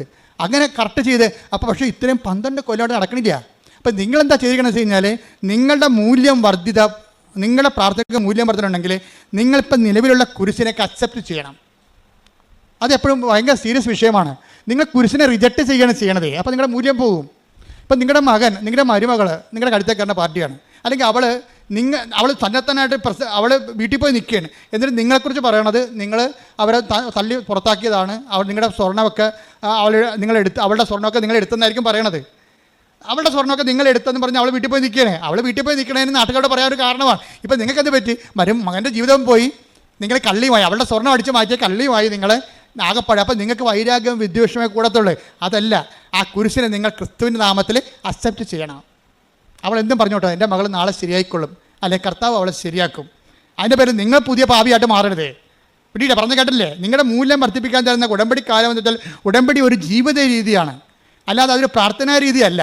ഉടമ്പടി ഒരു ജീവിത രീതി. അതിന് ഉടമ്പടിയുടെ തനത് നിലപാടുണ്ട്, തനത് സമീപനമുണ്ട്, എല്ലാ വിഷയങ്ങളും. ഇതിനാണ് മാതാവ് സെപ്റ്റംബർ 7 ഡിസ്പോസിഷൻ എന്ന് പറഞ്ഞത്. ഇത് ഫയറാകുന്ന ഡിസ്പോസിഷൻസ് എന്ന് പറഞ്ഞതിൻ്റെ കാരണം അതാണ്. അപ്പോൾ ഈ മനുഷ്യന് എന്തുകൊണ്ടാണ് ഇപ്പം നമ്മൾ വൈശാഖിൻ്റെ കാര്യം തന്നെ എടുക്കാം. വൈശാഖിന് ഇപ്പോൾ എത്ര 10 ലക്ഷം ദിറംസാണ് കിട്ടിയിരിക്കണം. 10 ദിറംസിന് പകരം ഉടനെ കമ്പനി അവനെ രണ്ടാമത് തിരിച്ചെടുക്കുകയും ചെയ്ത് അവന് 10 ലക്ഷം ദിറംസ് അവന് ചികിത്സയ്ക്ക് വേണ്ടി ഇട്ട് കൊടുത്തപ്പോൾ അവൻ്റെ ലോണെല്ലാം അടച്ചു തീർത്ത്. നല്ല കാശായിരുന്നു ഇതിൻ്റെ ഓപ്പറേഷനെ. ആ ലോണെല്ലാം അടച്ചു തീർത്ത് കഴിഞ്ഞപ്പോൾ കുറച്ച് കഴിഞ്ഞപ്പോൾ ജോലി ചെയ്തുകൊണ്ടിരിക്കുന്ന സമയത്ത് വേറൊരു സംഭവം, ഇത്രയും നാൾ കിട്ടായിരുന്ന ഇൻഷുറൻസ് മുഴുവനും പാസ്സായി. ഒരു മനുഷ്യൻ 10 ദിറംസ് കൊണ്ട് കോടിക്കണക്കിന് രൂപയുടെ ആസ്തിയിലേക്ക് വരികയാണ്. എപ്പോഴും വിചാരിക്കേണ്ടത് നിങ്ങൾ ചെയ്യണത് ഇത് കിട്ടുമെന്ന് ഓർത്തിട്ട് വൈശാഖ് ചെയ്തത് അല്ല. ഞാനിങ്ങനെ പറയണമുണ്ട് ഇങ്ങനെ കിട്ടുമെന്ന് ഓർത്തോട്ട് നിങ്ങൾ ചെയ്യരുത്. നിങ്ങൾ ചെയ്യേണ്ടത് കർത്താവ് എന്നെ സംരക്ഷിക്കും, ഞാൻ നിനക്ക് മുമ്പേ എൻ്റെ ദൂതനയക്കും, അവൻ നിന്നെ കാത്തുകൊള്ളുന്ന സംഭവിക്കും. അത് കർത്താവിൻ്റെ നിങ്ങൾ ദൈവത്തിന് വേണ്ടി ചെയ്യുമ്പോൾ ദൈവത്തിന്റെ കാവല് സംരക്ഷണം നോക്കാം. Read it again. ശ്രുതിക്കട്ടെ ഹല്ലേലൂയ. ഇതാ ഒരു ദൂതനെ നിനക്ക് മുമ്പേ ഞാൻ അയക്കുന്നു. ഇതാ ഒരു ദൂതനെ നിനക്ക് മുമ്പേ ഞാൻ അയക്കുന്നു. അവൻ നിന്റെ വഴിയിൽ നിന്നെ കാത്തുകൊള്ളും. Praise the Lord. അപ്പൊ നിന്റെ വഴികളിൽ, ജീവിത വഴിയാണ് ഉദ്ദേശിക്കുന്നത്, അല്ല കൃപാസനത്തിൽ വന്നിട്ട് വീട്ടിൽ പോയ വഴിയല്ല ഉദ്ദേശിക്കുന്നത്. നിന്റെ വഴിയെന്ന് പറഞ്ഞാൽ എന്താണ്? നമ്മളെ നിത്യത വരെയാണ് നമ്മുടെ വഴിയുള്ളത്. ഒരു വിശ്വാസിയെ സംബന്ധിച്ചിടത്തോളം അവൻ്റെ വഴി എവിടെ നിന്നാണ്? നിത്യത വരെ കിടക്കണം ആ വഴി. അപ്പോൾ നിന്റെ വഴികളിൽ എന്ത് ചെയ്യും? നിന്നെ കാത്തുകൊള്ളും, നിത്യത നേടുന്നതിലെന്ന്. ഈ വൈശാഖ അവസാനം പറയുന്നൊരു വാക്കുണ്ട്, അത് എന്നെ വളരെ ഞെട്ടിപ്പിച്ചൊരു വാക്കാണ്. മരണം വരെ ഉടമ്പടി ജീവിക്കുവാൻ നമുക്ക് കഴിയണമെന്ന്. നിങ്ങൾക്കറിയാമല്ലോ. അതായത് ഇതെങ്ങനെ തുടങ്ങിയത്? കൃപാസനം മാതാവ് എന്ന് പറയുന്നത് ഭൂലോക തട്ടിപ്പാടെന്ന് പറഞ്ഞ് ജീവിക്കാൻ തുടങ്ങിയ ആളാണ്. എന്നിട്ട് ഈ മനുഷ്യൻ്റെ ഓരോ ഘട്ടം ഘട്ടമായിട്ട് അനുഭവത്തിലൂടെ മനുഷ്യൻ എന്നെ കണ്ടില്ല. ഇപ്പം എന്താ അവസാനം പറയണത്? മരണം വരെ നമുക്ക് ഉടമ്പടിയിൽ ജീവിക്കാൻ കഴിയണം. അപ്പോൾ ആ ഉടമ്പടിയെക്കുറിച്ച് ആ മനുഷ്യന് ജീവിതത്തിൽ ഏറ്റവും വലിയ കൺവിക്ഷനായിപ്പോയി. ഞാനെപ്പോഴും സന്തോഷിക്കണതേ, ഞാനെപ്പോഴും why I am a missionary എന്ന് എന്നോട് ചോദിച്ചാൽ ഞാൻ എപ്പോഴും എന്നോട് ചോദിച്ചിട്ടുണ്ട്, why you are a missionary. കാരണം എൻ്റെ ഉടുപ്പ് എൻ്റെ പട്ടം കിട്ടി 1.5 കൊല്ലം കഴിഞ്ഞപ്പോൾ ഞാൻ ഉടുപ്പ് ചേഞ്ച് ചെയ്തു. അപ്പോൾ ഞാൻ മിഷണറി ആണെന്നുള്ള ബോധം എനിക്കുണ്ടായിരുന്നു. എന്നാൽ ഇടവക ജീവിക്കുമ്പോൾ തന്നെ ഒരു മിഷൻ കോൺഗ്രിഗേഷനിൽ പോയി ചേരേണ്ട കാര്യമൊന്നുമില്ല. ഒരു ഇടവക വൈദ്യന് മിഷണറി ആകാൻ പറ്റും. മിഷണറിയുടെ ജോലി എന്താണ്? കർത്താവിനെ അറിയാത്തവരെ അറിയിക്കുക, അറിഞ്ഞവരെ ആഴപ്പെടുത്തുക. അപ്പോൾ നമ്മൾ മിഷണറിയായി. ഇപ്പം ഞാൻ മിഷണറിയായി, നിങ്ങളും മിഷണറി ആയില്ലേ? ഇപ്പോൾ നിങ്ങൾ മിഷണറി അല്ലേ? ഇപ്പോൾ അപ്പോൾ അതിനേക്കാൾ വലിയൊരു ജോലി ഒരു മനുഷ്യന് ദൈവത്തിന് വേണ്ടി ചെയ്യാനില്ല. അതാണ് പ്രശ്നം. അപ്പം ഞാൻ എപ്പോഴും ഓർക്കുന്ന ഒരു വിഷയം, എന്നോട് ചോദിക്കണം നിങ്ങൾ why you are a missionary എന്ന് ചോദിച്ചാൽ ഞാൻ എന്ത് പറയുന്നറിയാവോ? എന്നോട് ചോദിക്കണം why you are a missionary എന്ന് ചോദിച്ചാൽ ഞാൻ പറയും, എനിക്ക് ക്രിസ്തു എന്ന് പറയുന്ന ആൾ, ക്രിസ്തുവിനെ കൊണ്ട് ഞാൻ ഒത്തിരിയേറെ കരഞ്ഞിട്ടുണ്ട് സന്തോഷം കൊണ്ട്. അത്രയ്ക്ക് സംഭവമാണ് കർത്താവ്. നിങ്ങൾക്ക് ഞാൻ മാതാവ് എനിക്ക് പ്രത്യക്ഷപ്പെടുന്നു പറയുമ്പോൾ നിങ്ങളൊക്കെ ഞാൻ മാതാവുമായിട്ടാണ് ബന്ധമെന്ന്. അങ്ങനെയല്ല, അത് സംഭവം അതല്ല. അമ്മ മാതാവ് പ്രത്യക്ഷപ്പെടുന്ന സാഹചര്യം എന്ന് പറയണത് ഞാൻ ക്രിസ്തുവുമായിട്ട് ഏതാണ്ട് എനിക്ക് 4 വയസ്സുള്ളപ്പോൾ ഞാനൊരു സ്വപ്നം കണ്ടേ. അതൊരു ആനപ്പുറത്ത് വെള്ള ലോഹയിട്ട് ചുവപ്പ് അങ്കിയിട്ട കർത്താവ് ആനപ്പുറത്ത് പോകണം. ഞാൻ എൻ്റെ ജീവചരിത്രത്തിൽ എഴുതിയിട്ടുണ്ട് 4 വയസ്സിലെ സ്വപ്നം. അന്ന് മുതലാണ് ഞാൻ ഈ കർത്താവിനെ ശ്രദ്ധിക്കാൻ തുടങ്ങിയത്. ഞാൻ പിന്നെ എൻ്റെ അപ്പനുമായിട്ട് 7ാമത്തെ വയസ്സിലോ അതോ 6ാമത്തെ വയസ്സിലോ ഞാൻ അപ്പനുമായിട്ട് സന്ധ്യാപ്രാർത്ഥന കഴിഞ്ഞ് നടക്കുമ്പോൾ ഞങ്ങൾ ചെമ്പരത്തിക്കാട്ടിലെ കർത്താവിൻ്റെ ഒരു വലിയ മുൾക്കിരീടം അണിഞ്ഞ രൂപം കാണും. അന്ന് മനസ്സിലായില്ല ഇത് നമ്മുടെ ജീവിതവുമായിട്ട് മുന്നോട്ട് പോകണം. അപ്പോൾ ഞാൻ അപ്പനോട് പറയും, അപ്പ അതെ കർത്താവ് നിൽക്കണേ. ഏത് കർത്താവ്? ഞങ്ങളുടെ വണക്കമാസ പുസ്തകത്തിലൊരു കർത്താവുണ്ട്. ഞങ്ങളുടെ വണക്കമാസ പുസ്തകത്തിരിക്കുന്ന വൈറ്റ് ആൻഡ് ബ്ലാക്ക് കർത്താവിൻ്റെ തലേ മുഴുവൻ മുൾക്കിരീടമാണ്. അപ്പോൾ ആ കർത്താവിനെ ഞാൻ ഇരുട്ടത്ത് ഈ ചന്ദ്രൻ്റെ പ്രകാശത്തിൽ സന്ധ്യയ്ക്ക് ചെമ്പരത്തിക്കാട്ടി കാണുന്നത്. കർത്താവ് എന്നെ വളരെ ശ്രദ്ധിച്ച് നോക്കുകയാണ്. അപ്പോൾ എൻ്റെ കുഞ്ഞു മനസ്സിലുള്ളത് ഞാൻ സ്വപ്നത്തിൽ കണ്ട കർത്താവിൻ്റെ മുഖം തന്നെയുള്ള ഇതെന്ന്. അപ്പോൾ എനിക്കിതിനെക്കുറിച്ച് കർത്താവ് നമുക്ക് വേണ്ടി മരിച്ചെന്നോ കർത്താവിനെ കുറിച്ചപ്പെടുന്നോ അതൊന്നും എനിക്കറിയത്തില്ല. എൻ്റെ പ്രായം ചെറുതാണല്ലോ. പക്ഷേ അതേസമയം തന്നെ കർത്താവ് എന്ന് എനിക്ക് പുറത്ത് ഞാൻ പ്രാർത്ഥിക്കുന്ന ദൈവം എൻ്റെ കൺമുമ്പിലുണ്ടെന്നുള്ള ബോധം എനിക്കുണ്ട്. അന്ന് മുതലാണ് ഞാൻ ഈ ആളിലേക്ക് ആകർഷിക്കപ്പെടുന്നത്. എൻ്റെ ലൈഫ് ഹിസ്റ്ററിയിൽ മുഴുവനും അത് എഴുതിയിട്ടുണ്ട്. എന്നിട്ട് കർത്താവ് അവസാനം ഞാൻ പട്ടത്തിന് ചേർന്ന് പട്ടം പഠിക്കി കഴിഞ്ഞ് പട്ടത്തിൻ്റെ സമയത്തൊക്കെ രാത്രിയൊക്കെ പ്രാർത്ഥിക്കുമായിരുന്നു. അവസാനം ഞാൻ പട്ടം എനിക്ക് ദൈവം തന്നതിന് ശേഷം ഞാൻ പള്ളിയിലോട്ട് വന്നു. ഒരു പള്ളി, മനക്കോടം പള്ളി. നിങ്ങൾ മനക്കോടത്ത് ചിലപ്പോൾ ഇവിടെ ഉണ്ടാവും. ഞാൻ ആദ്യമായിട്ട് അപ്പം ചെയ്യണ പള്ളി മനക്കോടം പള്ളിയാണ്. ഞാൻ ഇടവക ജീവിതം അവസാനിപ്പിക്കണത് അവിടെ വെച്ചാണ്. കാര്യം അവിടെ വന്ന് തന്നെ തിരിച്ചു വന്ന് ഞാൻ അവിടെ കൊറോണ വികാരിയായിട്ടാണ് ഒരു സെക്ഷൻ ജീവിതം അവസാനിപ്പിക്കുന്നത്. പിന്നെ ഇതിൽ നിന്നെല്ലാം കൊച്ചുപള്ളി ചാപ്പൽ കെയർടേക്കറായിട്ട് ഇരുന്നത്. ഇപ്പോഴും ഒരു കൊച്ചുപള്ളിയായിരിക്കണം. അപ്പോൾ അതൊരു സെക്ഷനാണ്. അവിടെ വെച്ചാണ് 2004 അമ്മ മാതാവ് പ്രത്യക്ഷപ്പെടുന്നത്. അതായത് കൊച്ചുപള്ളിയിൽ ഞാൻ അസ്തന്തിയായിട്ട് വന്ന പള്ളി തന്നെ ഫൊറോണ വികാരിയായിട്ട് വന്നിട്ട് എൻ്റെ പട്ട ജീവിതം ഏറെക്കുറെ ഒരു കട്ട എത്തുമ്പോഴാണ് 2004 അപ്പോഴാണ് അമ്മ പ്രത്യക്ഷപ്പെടുന്നത് ഇവിടെ. പിന്നെ ഈ പ്രത്യക്ഷീകരണത്തിൻ്റെ സ്ഥിരീകരണത്തിന് വേണ്ടിയുള്ള ആധ്യാത്മികമായ യാത്രയിൽ ആദ്യം സംഭവിക്കുന്നത് അമ്മ ഞാൻ ആ കൊച്ചു പള്ളിയിലെ ഈ മരക്കൂടത്ത് പള്ളിയിലെ ചാർജ് എടുത്ത് ഒരു ജനുവരി 18-ാം തീയതി ചാർജ് എടുത്ത് കഴിഞ്ഞപ്പോൾ എൻ്റെ അമ്മ അന്ന് ജീവിച്ചിരിപ്പുണ്ട്. എൻ്റെ അമ്മ അധികം യാത്ര ചെവി കേൾക്കാൻ കഴിയണം, അധികം യാത്ര ഒന്നുമില്ല. അപ്പോൾ മനക്കോടത്ത് എവിടെയോ ഒരു അടിയന്തരത്തിന് വന്ന അമ്മ അപ്പോൾ എന്നെ കാണാൻ വേണ്ടി വന്നു. ഞാൻ അച്ഛനായി ചാർജ് എടുത്തിട്ട് 3 ദിവസം ആയുള്ളൂ. അപ്പോൾ അമ്മ വന്നപ്പോൾ ഞാനൊരു ഷെഡിൽ താമസിക്കുകയാണ്. അവിടെ ഞാൻ ചെല്ലുമ്പോൾ അവിടെ അച്ഛന്മാർക്ക് താമസിക്കാൻ സ്ഥലമില്ലായിരുന്നു. ചവവണ്ടി ഇട്ടിരുന്ന സ്ഥലത്തുനിന്ന് ചവവണ്ടി അവരെടുത്ത് മാറ്റിയിട്ട് എന്നെ കയറ്റി കിടത്തി അവിടെ. അത്രയുള്ള സംഭവം. ആ ഒരു കാലമാണത്. കാര്യം ആ പള്ളിയിൽ ഇന്ന് നല്ല സിറ്റുവേഷൻ ഉണ്ട് അവിടെ. ഞാൻ കൊറോണ വികാരിയായിരുന്നു. അപ്പോൾ നല്ല രീതിയിൽ അവിടെ പോയി താമസിച്ചത്. പക്ഷേ ഞാൻ തുടങ്ങിയത് ശവവണ്ടി എൻ്റെ അരികിൽ കിടക്കും, ഞാൻ ഇപ്പുറത്ത് ഷെഡിൽ കിടക്കും. ഷെഡിൽ കിടന്ന് ശവവണ്ടി പുറത്തെടുത്തിട്ട് അതിനൊരു പ്രത്യേക ഒരു ചാർത്ത് എടുത്തിട്ട് ഞാൻ ഈ ഷെഡിൽ ഒരു കട്ടിലിട്ട് അവിടെ കിടക്കും. അങ്ങനെയാണ്. അപ്പോൾ അവിടെ ആണ് അമ്മ വരണത്. അപ്പോൾ അമ്മ വന്നിട്ട് അമ്മ എനിക്ക് ഒരു പടം തന്ന. കാര്യം ഞാൻ സംസാരിക്കുമ്പോൾ സ്വരത്തിൽ സംസാരിക്കണം, അമ്മയ്ക്ക് അധികം കേൾക്കാൻ പാടില്ല. അപ്പോൾ അമ്മ അധികം സംസാരിക്കണില്ല. ഞാൻ ഒരു അടിയന്തരത്തിൽ വന്നാണെന്ന് എന്നെ പറഞ്ഞ് മനസ്സിലാക്കിയിട്ട് അമ്മ എനിക്കൊരു പടം തന്നു. പടം കണ്ടോടുകൂടി കണ്ണ് നിറഞ്ഞു പോയി. എന്താ കാര്യം? ഞാൻ ആ 6 വയസ്സിലാ മറ്റേ ചെമ്പരത്തിക്കാട്ടി കണ്ട അതേ പടം, അമ്മയുടെ വണക്കമാസ പുസ്തകത്തിൽ പണ്ടുണ്ടായിരുന്ന പടം തിരിച്ച് അമ്മ എനിക്ക് തന്നു. അതൊരു സ്ഥിരീകരണമാണ്. എന്നുവെച്ചാൽ നിൻ്റെ കൂടെ നീ ഇന്ന് എൻ്റെ ജോലി ചെയ്യാൻ തുടങ്ങിയിരിക്കുകയാണ്. എൻ്റെ ജോലി നിന്നെ ഞാൻ വിളിച്ചത് 4 വയസ്സിലും 6 വയസ്സിലുമാണ് നിന്നെ വിളിച്ചത്. അത് നീ തുടങ്ങിയിരിക്കുകയാണ്. ഒരു ഓർമ്മ, ഞാൻ നിൻ്റെ കൂടെ ഉണ്ട്. മുൾക്കിരീടം വഹിച്ചാണെങ്കിലും ഞാൻ നിൻ്റെ കൂടെ ഉണ്ട് എന്നുള്ള ബോധ്യങ്ങൾ. ഈ ക്ലേശകാലങ്ങളിലൂടെ കടന്നു പോകുമ്പോഴെല്ലാം ദൈവത്തിൻ്റെ സാന്നിധ്യവും ഛായയും നമ്മുടെ കൂടെ ഉണ്ട് എന്നുള്ള ബോധ്യം. അല്ലാതെ നിങ്ങൾക്ക് എന്തെങ്കിലും ക്ലേശങ്ങൾ വരുമ്പോൾ ഉടനെ ദൈവം എന്നെ കൈവിട്ടു, ഉടമ്പെടുത്തിട്ട് എന്ത് കാര്യം? ഉടമ്പെടുക്കാത്തവന്മാരൊക്കെ അടിച്ചോട് ജീവിക്കണം, ഞാൻ മാത്രം ഇറങ്ങിക്കണമൊക്കെ പറഞ്ഞിട്ട് ഇല്ലാത്ത ശാസി ഡയലോഗ് അടിക്കരുത്. മിണ്ടാതിരിക്കണം, മൗനമായിരിക്കണം, മറിയത്തെ പോലെ ഹൃദയത്തിൽ സംഗ്രഹിക്കണം. ശ്രുതിക്കട്ടെ ഹല്ലേലൂയ. ഹല്ലേലൂയ ഹല്ലേലൂയ ഹല്ലേലൂയ ഹല്ലേലൂയ. കാലങ്ങളിൽ പോലെ മൗനം പിടിച്ച് കൃപ കരയിക്കുവാൻ അഭിഷേകം ചെയ്യണമേ. ഹല്ലേലൂയ.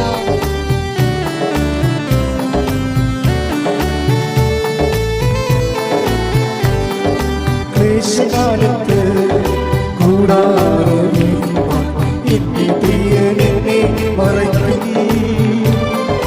അല്പകാലം കഴിഞ്ഞ് ഉയർന്നതാ താരമേ എന്നെ അവൻ കയറ്റി നീക്കും.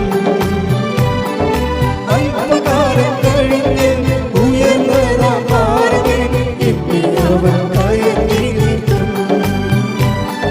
ക്ലേശകാലത്ത് കൂടാരമേ എന്നെ പ്രിയനെ മറയ്ക്കും. അല്പകാലം കഴിഞ്ഞ് ഉയർന്നതാ താരമേ എന്നെ അവൻ കയറ്റി നീക്കും. പരിശുദ്ധ പരമദിവ്യകാരുണ്യത്തിന് എന്നേരവും ആരാധനയും സ്തുതിയും പുകഴ്ചയും ഉണ്ടായിരിക്കട്ടെ. അപ്പോൾ ഇതൊക്കെ ആക്സിഡൻ്റലായിട്ട് സംഭവിച്ചാണെന്ന് നിങ്ങൾ പറയരുത്. നമ്മുടെ ജീവിതത്തിൽ ഒന്നും അങ്ങനെ ആക്സിഡൻ്റലായിട്ട് സംഭവിക്കത്തില്ല.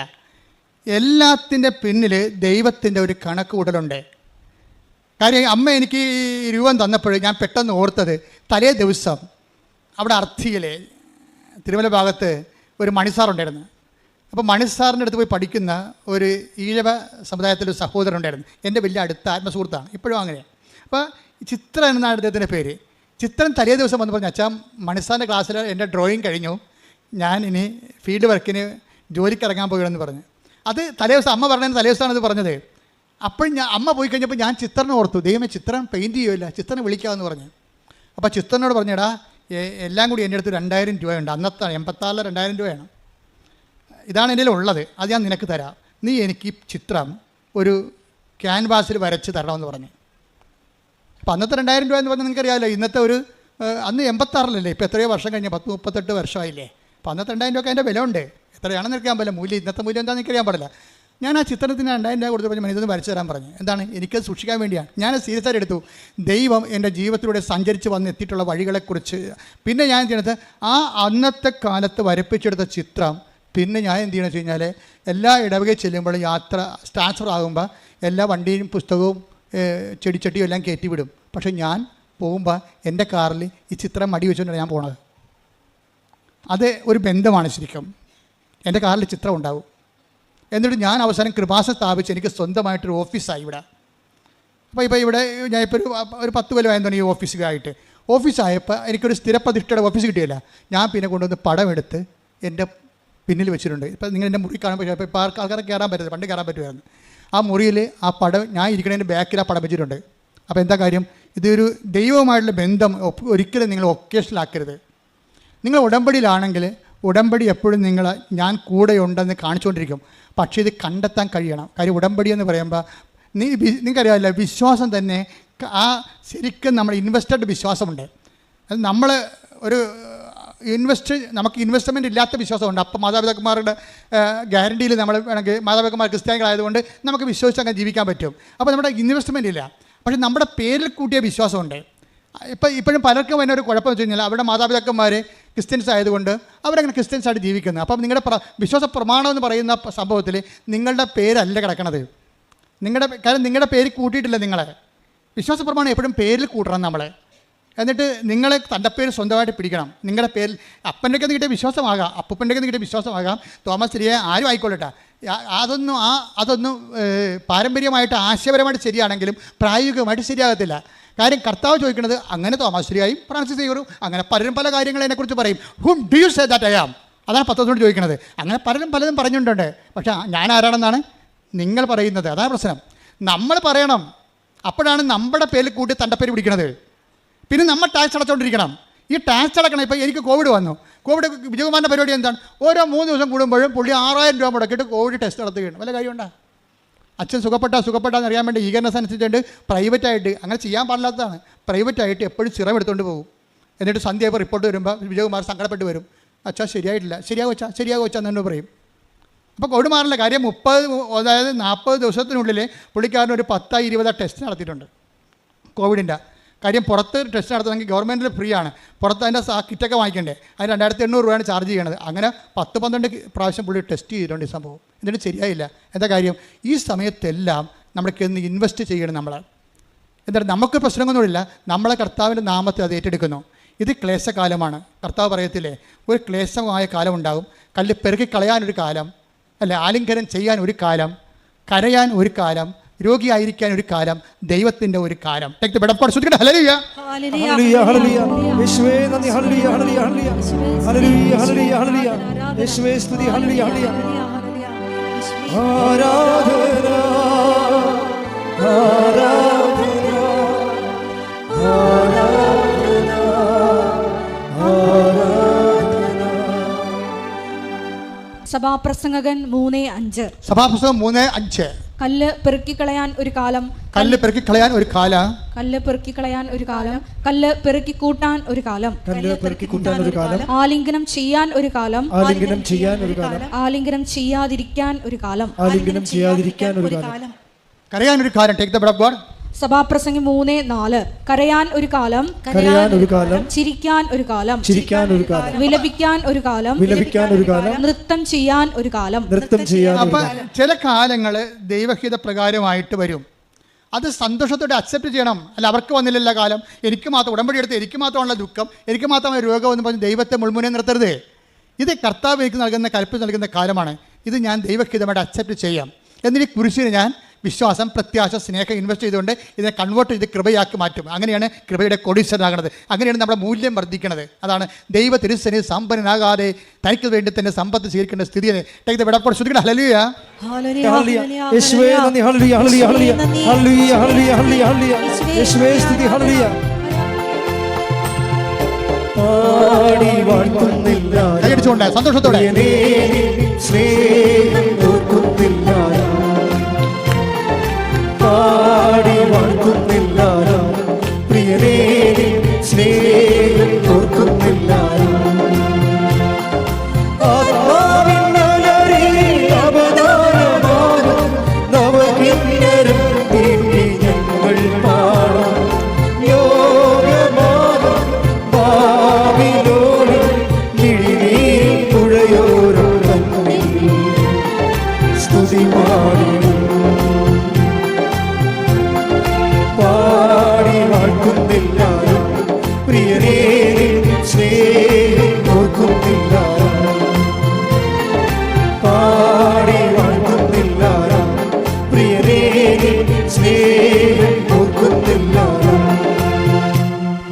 ലൂക്ക 12:21. ലൂക്ക 12:21. ഇതുപോലെയാണ് ദൈവസന്നിധിയിൽ സമ്പന്നനാകാതെ തനിക്ക് വേണ്ടി സമ്പത്ത് ശേഖരിച്ചു വെക്കുന്നവനും. തനിക്ക് വേണ്ടി സമ്പത്ത് ശേഖരിച്ചു വെക്കണവന് ലോകായിക രൂപയിൽ പോട്ടെ, അത് വിഷയമല്ല. ദൈവത്തിരുസന്നിധി സമ്പന്നനാകണമെന്ന് പറഞ്ഞാൽ എന്താണ്? കൃപയിൽ സമ്പന്നനാകുക എന്നതിൻ്റെ അർത്ഥം. കാരണം ദൈവം വിലമതിക്കണത് എന്താണ്? കൃപയാണ്. മലാന്റെ മുമ്പിൽ വന്നുകൊണ്ട് മാലാഖ സ്തുതി പറയാൻ കാര്യം എന്താണ്? കരുത്തമേനെ എന്ന് പറയാൻ കാര്യം എന്താ? കൃപ നിറഞ്ഞവളെ സ്വസ്തി. ദൈവം മൂല്യം കൊടുക്കുന്നത് എന്താ? കൃപയാണ്.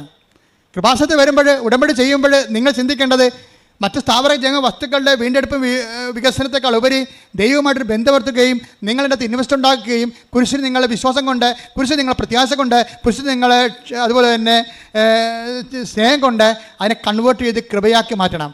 അപ്പോൾ ആ കൃപ നിങ്ങളുടെ ആത്മാവിന് കൂടെ ഉണ്ടാകുന്നതനുസരിച്ച് കൊണ്ട് നിങ്ങൾ ദൈവതിരുസന്നിധിയിൽ മൂല്യമുള്ളവരായിട്ട് മാറും. അതാണ് 12:51. ദൈവതിരുസന്നിധിയിൽ സമ്പന്നരാകുക. പ്രാർത്ഥിക്കുക. കർത്താവേ, ഉടമ്പടിയിലൂടെ ദൈവതിരുസന്നിധിയിൽ സമ്പന്നരാകുവാൻ ഞങ്ങളെ അഭിഷേകം ചെയ്യണമേ. അപ്പം നമുക്കറിയാം, ഓരോ ക്രൈസിസും നമ്മളെ സമ്പന്നരാക്കുകയാണ് ചെയ്യണത്. കഴിഞ്ഞ ദിവസങ്ങളിൽ ഒരു സാക്ഷി ഉണ്ടായിരുന്നു. അതിന് ജോളി വിൻസെൻ്റ്, ക്ലാപ്പന, കൊല്ലത്ത് ക്ലാപ്പന എന്ന് ജോളി വിൻസെൻ്റ്. ഇപ്പം ജോളിയും വിൻസെൻറ്റും ഒരു സ്വപ്നം കണ്ട്, രണ്ടുപേരും രണ്ടിടത്ത് വെച്ച് ഒരേ സ്വപ്നം കണ്ട്. ഈ ദൈവത്തിൻ്റെ വഴികൾ കണ്ടില്ലേ? ദൈവത്തിൻ്റെ വഴികൾ ഭയങ്കര വിസ്മയാവഹമാണ്. എന്താ കാരണത്? ഭർത്താവും ഭാര്യയും ഒരേ സ്വപ്നം രണ്ടിടത്ത് വെച്ച് കണ്ടു. എന്താ കണ്ടത്? എന്താണ്? മകനെ അപകടപ്പെടുന്നത്. മകൻ അപകടപ്പെടും. നിങ്ങൾ ഉടമ്പടിയിലായിരിക്കുമ്പോൾ വരാൻ പോകുന്ന കാര്യങ്ങൾ അവൻ നിന്നോട് പറയുമെന്ന് പറഞ്ഞില്ലേ? വെളിപ്പുകൾ വരാൻ പോകുന്ന കാര്യങ്ങൾ.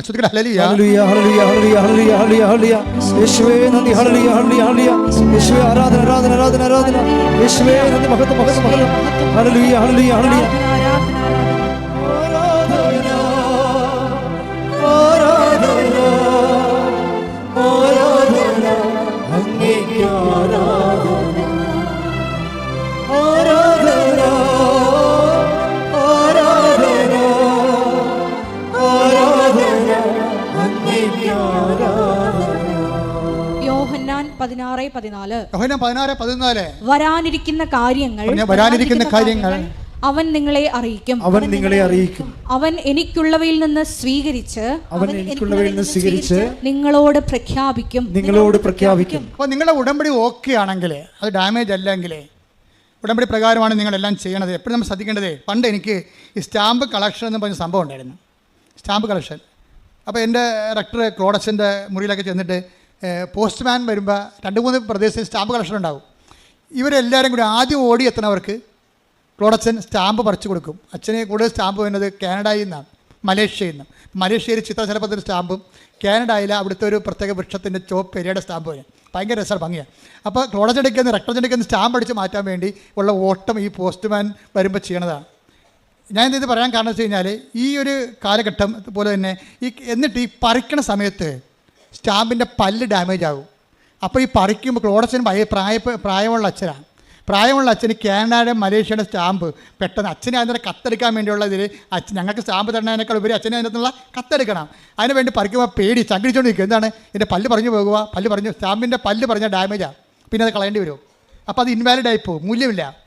അപ്പോൾ അതുകൊണ്ട് വാലിഡ് അത് പല്ല് എല്ലാം ഉള്ള സ്റ്റാമ്പാണെങ്കിൽ കുടത്തിന് മുറിയിൽ ഞങ്ങൾ ചാടിപ്പുറത്ത് വരും കൈ ഒടിച്ചോണ്ട്. എന്താണ് ഡാമേജ് അല്ലാത്ത പുതിയൊരു വെറൈറ്റി സ്റ്റാമ്പ് കിട്ടി അതുകൊണ്ടൊന്ന് ആൽബത്തിൽ ഒട്ടിച്ചു വെക്കും. അപ്പോഴേ ഈ പല്ല് പോണത് സ്റ്റാമ്പ് ഡാമേജാണ്. ഉടമ്പടിക്കും ഇതുപോലെ ഒരു സംഭവമുണ്ട്. ചില ഉടമ്പടി ഡാമേജ് ആയി പോകും, പല്ല് പോകും. നിങ്ങൾ ധൃതി കാണിച്ചും അല്ലെങ്കിൽ നിങ്ങളത് വേണ്ട രീതിയിൽ ഇപ്പോൾ അതിൻ്റെ ഒരു ദൈവസ്നേഹം വേണമല്ലോ ഇതിന്. പശുത്താൻ നിറവിലല്ലേ ഇത് ചെയ്യേണ്ടത്. നിരാശയിലും സങ്കടത്തോടെയും ചെയ്തു നോക്കാം. എല്ലാവർക്കും ചെയ്യേണ്ടല്ല. ചെറുക്കൊക്കെ ഈ ഷോർട്ടേജ് അടിക്കുന്ന പോലെ അവർക്ക് എന്ത് കിട്ടിയെന്ന് അങ്ങോട്ട് കഴിഞ്ഞ് വിളിച്ചു ചോദിക്കും, ഇടി നിൻ്റെ കാര്യം പോലെ നടന്നാ, ഇടി നിൻ്റെ കാര്യം നടന്നാ. അവർക്ക് ഈ ലോട്ടറി ടിക്കറ്റ് എടുക്കുന്ന പോലെ ചില പെണ്ണുങ്ങളൊന്നും ഉടമ്പടി എടുത്തിട്ട് ഇവർക്കടിച്ചാന്ന് വിളിച്ചു ചോദിച്ചുകൊണ്ടിരിക്കും. പരീക്ഷാ ഫലം പോലെ നീ ജയിച്ചാൽ നിനക്കെല്ലാം മൊഡ്യൂളും കിട്ടിയ എന്ന് അങ്ങോട്ടും വിളിച്ചു ചോദിക്കണം. ദൈവത്തിനെ ആക്ഷേപിക്കുന്ന രൂപത്തിൽ ഉടമ്പടി ഫലങ്ങളെക്കുറിച്ച് പരസ്പരം വിളിച്ചും ചോദിച്ചും ഉടമ്പടി നിങ്ങൾ ഡാമേജ് ആക്കും.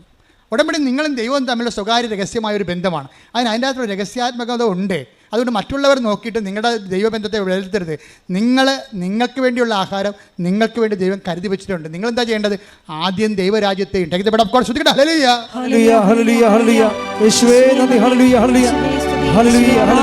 മത്തായി 6:33 നിങ്ങൾ ആദ്യം അവിടുത്തെ രാജ്യവും അവിടുത്തെ നീതിയും അന്വേഷിക്കുക, അതോടൊപ്പം മറ്റുള്ളവയെല്ലാം നിങ്ങൾക്ക് ലഭിക്കും.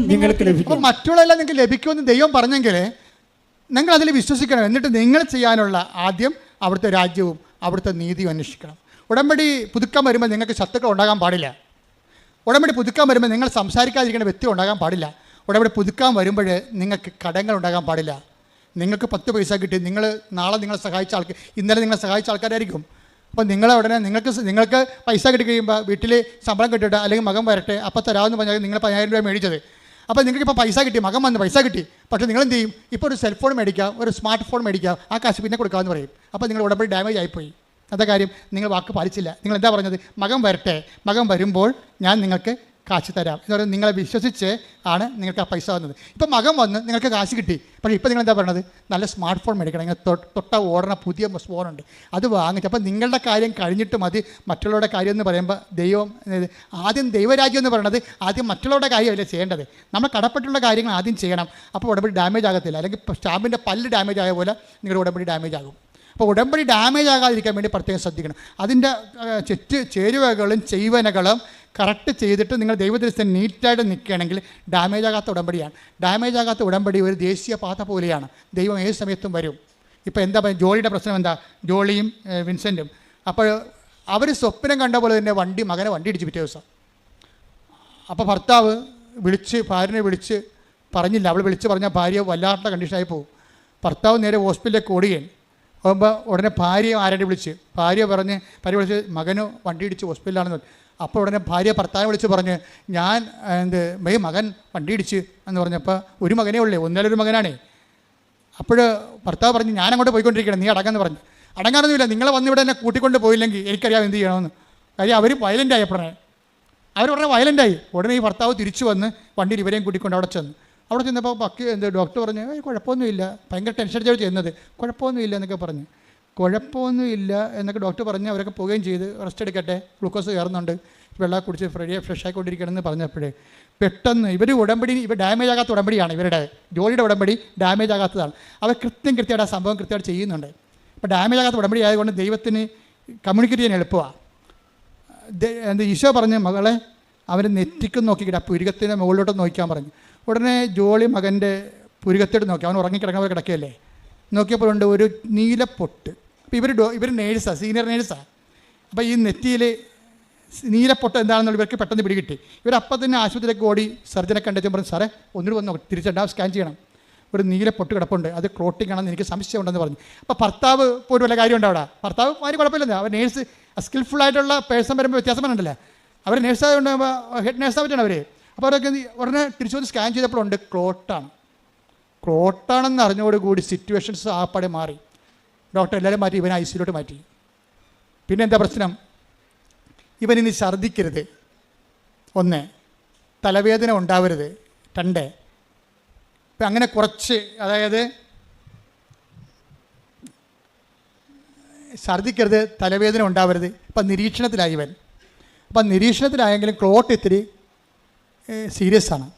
അങ്ങനെ വന്നാൽ തലക്കും ഇഞ്ചുറി ഉണ്ട്, അതാണ് വിഷയം. അപ്പോൾ തലക്ക് ഇഞ്ചുറി ഉള്ള കാരണം ഛർദ്ദിക്കാനുള്ള സാധ്യത 100%. ഇവർ രാത്രി ഉറങ്ങാതെ കഴിച്ചു കൂട്ടും. 3 മണിയായപ്പോൾ ഭർത്താവ് ഉറങ്ങും. അപ്പോൾ 3 മണിയാൾക്ക് ഭർത്താവ് ഉറങ്ങുമ്പോൾ ഇവർക്ക് തോന്നുവേ, ആരെയും വിളിക്കത്തില്ല ഇവർ അതാണ് ഈ ഡാമേജ് ഇല്ലാത്ത ഉടമ്പടിക്കാരുടെ ഗുണം. അതാണ് ഇവർ പറഞ്ഞ വാക്കുണ്ട്, ഞാൻ ആരെയും വിളിച്ചില്ല, എന്തിനാണ് വിളിക്കണത്, ഉടമ്പടിക്കാത്തവരെ വിളിച്ചിട്ട് എന്ത് കാര്യമെന്ന്. സ്വന്തം അമ്മയും അപ്പനും ഒക്കെ ഉണ്ട്, നാത്തിനൊക്കെ ഉണ്ട്, അവരാരും ഉടമ്പടി എടുത്ത് ദൈവമായിട്ട് ബന്ധമില്ലല്ലോ. അവർ ഒരു മനുഷ്യൻ്റെ ചിന്ത, അവരുടെ സ്വന്തം ചിന്തയാണ്. ഞാൻ ആരെയും വിളിച്ചില്ല, ഞാൻ ഉടമ്പടി എടുത്ത ആൾക്കാരെ വിളിച്ചു. അത് എൻ്റെ മകൻ ഇങ്ങനെ ആശുപത്രിയിലാണെന്ന് പറഞ്ഞു. അപ്പോൾ ഇത് വ്യത്യാസം കണ്ട, ആൾക്കാർ ഉടമ്പടിയെ കാണുന്ന രീതി കണ്ട. അവിടെ ബന്ധപ്പെട്ടവർ രക്തബന്ധമുള്ളവരെയും വിളിക്കണില്ല. അവരുടെ ബന്ധം എന്താണ്? ഈ സമയത്ത് അവർക്ക് വന്ന് മോങ്ങാനല്ലേ കെട്ടിപ്പിടിച്ച് ചാകണം മുമ്പ് തന്നെ കുറേ ആൾക്കാർ വന്ന് കെട്ടിപ്പിടിച്ച് കരഞ്ഞില്ലേ മറ്റേ ഗ്രേസിനെ, ആ ജിൻസിനെ കെട്ടിപ്പിടിച്ച് ഇങ്ങനെ കെട്ടിപ്പിടിച്ച് കരയാലേ പറ്റത്തുള്ളൂ. പിന്നെ 2 ഓറഞ്ച് വാങ്ങിച്ചു കൊടുക്കാൻ പറ്റും, അല്ലാതെ ഈ കക്ഷികൾക്കൊന്നും ചെയ്യാൻ പറ്റത്തില്ല. അപ്പോൾ അതുകൊണ്ട് ഈ ഇവർ ജോലി പറയണത് ഞാൻ ബന്ധുക്കളൊന്നും വിളിച്ചില്ല. എന്താ കാര്യം? ഞാൻ ഉടമ്പടി എടുത്തവരെ അറിയിച്ചു. അപ്പോൾ അവർ കുറച്ച് കഴിഞ്ഞപ്പോൾ ഉടമ്പടി തൈലം കൊണ്ട് വന്നു. അതാ വിഷയം. ഞാൻ അകത്ത് കയറി നെഞ്ചിൽ പെരട്ടി ഞാൻ എന്നെ നേഴ്സ് പുറത്താക്കി. അപ്പോൾ വെയിറ്റ് ചെയ്യാണ്. കാര്യം വളരെ മോശം കണ്ടീഷനിലേക്കാണ് ആൾ പോയിക്കൊണ്ടിരിക്കുന്നത്. അപ്പോൾ ഞാൻ പുറത്ത് നിന്ന് ജപമാല ചൊല്ലിക്കൊണ്ടിരിക്കുകയാണ്. ജപമാല ചൊല്ലിക്കൊണ്ടിരുന്ന സമയത്ത് എനിക്ക് തോന്നി എൻ്റെ ഉടമ്പടിക്ക് ആശ്രയം കൊണ്ടുപോയി അവൻ്റെ കഴുത്തിൽ കൊന്തരിട്ട് കൊടുക്കണമെന്ന് പറഞ്ഞു. അപ്പോൾ ഞാൻ മാതാവേ, ഞാൻ ഇത് ചെയ്യാൻ പാടില്ലാത്തതാണ്, പക്ഷേ എൻ്റെ അവസ്ഥയിൽ പറയാമല്ലോ, ഈ ഉടമ്പടിക്ക് ആശ്രയം ഇത് മാത്രമേ അവനെ ജീവനിലേക്ക് കൊണ്ടുവരാൻ ഇത് മാത്രമേ ഒരു ആധാരമുള്ളൂ. അതുകൊണ്ട് ഇത് ഞാൻ പറിച്ച് അവൻ്റെ നെഞ്ചിലുള്ള കിടക്കണ കൊന്തയെ കെട്ടാൻ പോവുകയാണ്. പിന്നെ ഇവിടെ അകത്ത് കയറിയപ്പോൾ ഒരു നേഴ്സ് വന്ന് തടഞ്ഞു. നിങ്ങൾ ഇതിന് കയറാൻ അനുവാദമില്ല, ഇവിടെ കയറാൻ പറ്റത്തില്ലെന്ന് പറഞ്ഞു. കഴിയുമ്പോൾ ഈ ആളെ ഇവിടെ കസ്റ്റഡിയിലാണല്ലോ. അപ്പോൾ ഇയാളുടെ ബോഡിയെ തൊടാനോ അമ്മയാണെന്നൊരു കാര്യമില്ല, അത് ചെയ്യാൻ പറ്റത്തില്ല. ഉള്ള കൊന്ത ഊരാനാണ് ഞാൻ വന്നതെന്ന് പറഞ്ഞു. ഇവൻ്റെ കഴുത്തിലെ കൊന്ത ഊരാനാണ് ഞാൻ വന്നതെന്ന് ആ നേഴ്സ് പറയുമ്പോൾ ഈ ചേച്ചി ഉള്ള സത്യം പറയും. നേഴ്സ് അങ്ങനെ ഊരരുത്, അത് മാത്രമേ ഇനിയുള്ളൊരു പിടിവള്ളിയുണ്ട്, അതുമേൽ ഈ ഉടമ്പടി ആശ്രയം കെട്ടാനാണ് ഞാൻ വന്നതെന്ന് ഇവർ പറയും. അപ്പോൾ അവർ പറയും അത് നടക്കത്തില്ല. അവർ പോകും. അവർ പോയി കഴിയുമ്പോൾ വേറൊരു നേഴ്സ് വരും. എന്താ ചേച്ചി കരയണത്? എൻ്റെ മകനാണ്, അതിൻ്റെ കൊന്ത ഊരുമെന്നും പറഞ്ഞിട്ടാണ് അവർ പോയിരിക്കണമെന്ന് പറഞ്ഞു. അപ്പോൾ ഈ പുതിയ നേഴ്സ് പറയും സാരമില്ല, കൊന്ത ഉരേണ്ട അവസ്ഥ വരികയാണെങ്കിൽ, അവൻ സ്കാൻ ചെയ്യുമ്പോൾ കൊന്ത ഉരണ്ട് വരികയാണെങ്കിൽ ഞാൻ തന്നെ ഊരിയെടുത്തിട്ട് ഞാൻ തന്നെ ഇട്ടോളാം, നിങ്ങൾ സമാധാനത്തിൽ ഇരിക്കാൻ പറയും. അപ്പോൾ ഇവർ പറയും, അമ്മ പറയും, ഈ കാശുരൂപം അവൻ്റെ കഴുത്തേക്ക് കെട്ടിക്കൊടുക്കാനാണ് ഞാൻ വന്ന് അകത്ത് കയറിയത്, അപ്പോഴാണ് ഇങ്ങനെയൊക്കെ സംഭവിച്ചത്. അപ്പോൾ നേഴ്സ് പറഞ്ഞു അതിനെന്താ അവൻ കെട്ടിക്കൊടുക്കാറില്ല എന്ന് പറയുമ്പോൾ ഈ നേഴ്സിൻ്റെ കഴുത്തിൽ ഉടമ്പടി കാശുരം കിടക്കും. അപ്പോൾ ഇവർ കണ്ണ് നിറഞ്ഞു പോയിരിക്കും. അതായത് മാതാവ് മറ്റവരെ മാറ്റിയിട്ട് ഇവരെ പ്ലേസ് ചെയ്തിരിക്കണ്ട, ഉടമ്പടി എടുത്തൊരു മോളെ തന്നെ ആ സെക്കൻഡ് അവിടെ സ്പേസ് ചെയ്ത്, ഇത് ടൈമിംഗ് എന്ന് പറയും. അതാ ടൈം മദറെന്ന് പറയണം നമ്മൾ. മറ്റൊരു പ്രശ്നം ഉണ്ടാക്കിയപ്പോൾ തന്നെ യഥാർത്ഥ ആളെ മാതാവ് പറഞ്ഞു വിട്ടിട്ട് അവർ ആ ഉടമ്പടി കാശുരം കെട്ടിവെച്ചും പുറത്തേക്ക് വന്ന ആ കൊന്തയ്ക്ക് ആശയം കെട്ടിയിട്ട് പുറത്തേക്ക് വന്ന് കുറച്ച് കഴിഞ്ഞപ്പോൾ ഒരു വെളുപ്പിന് 3 മണിയായി. 3 മണിയായപ്പോൾ ഭർത്താവ് ഉറങ്ങി.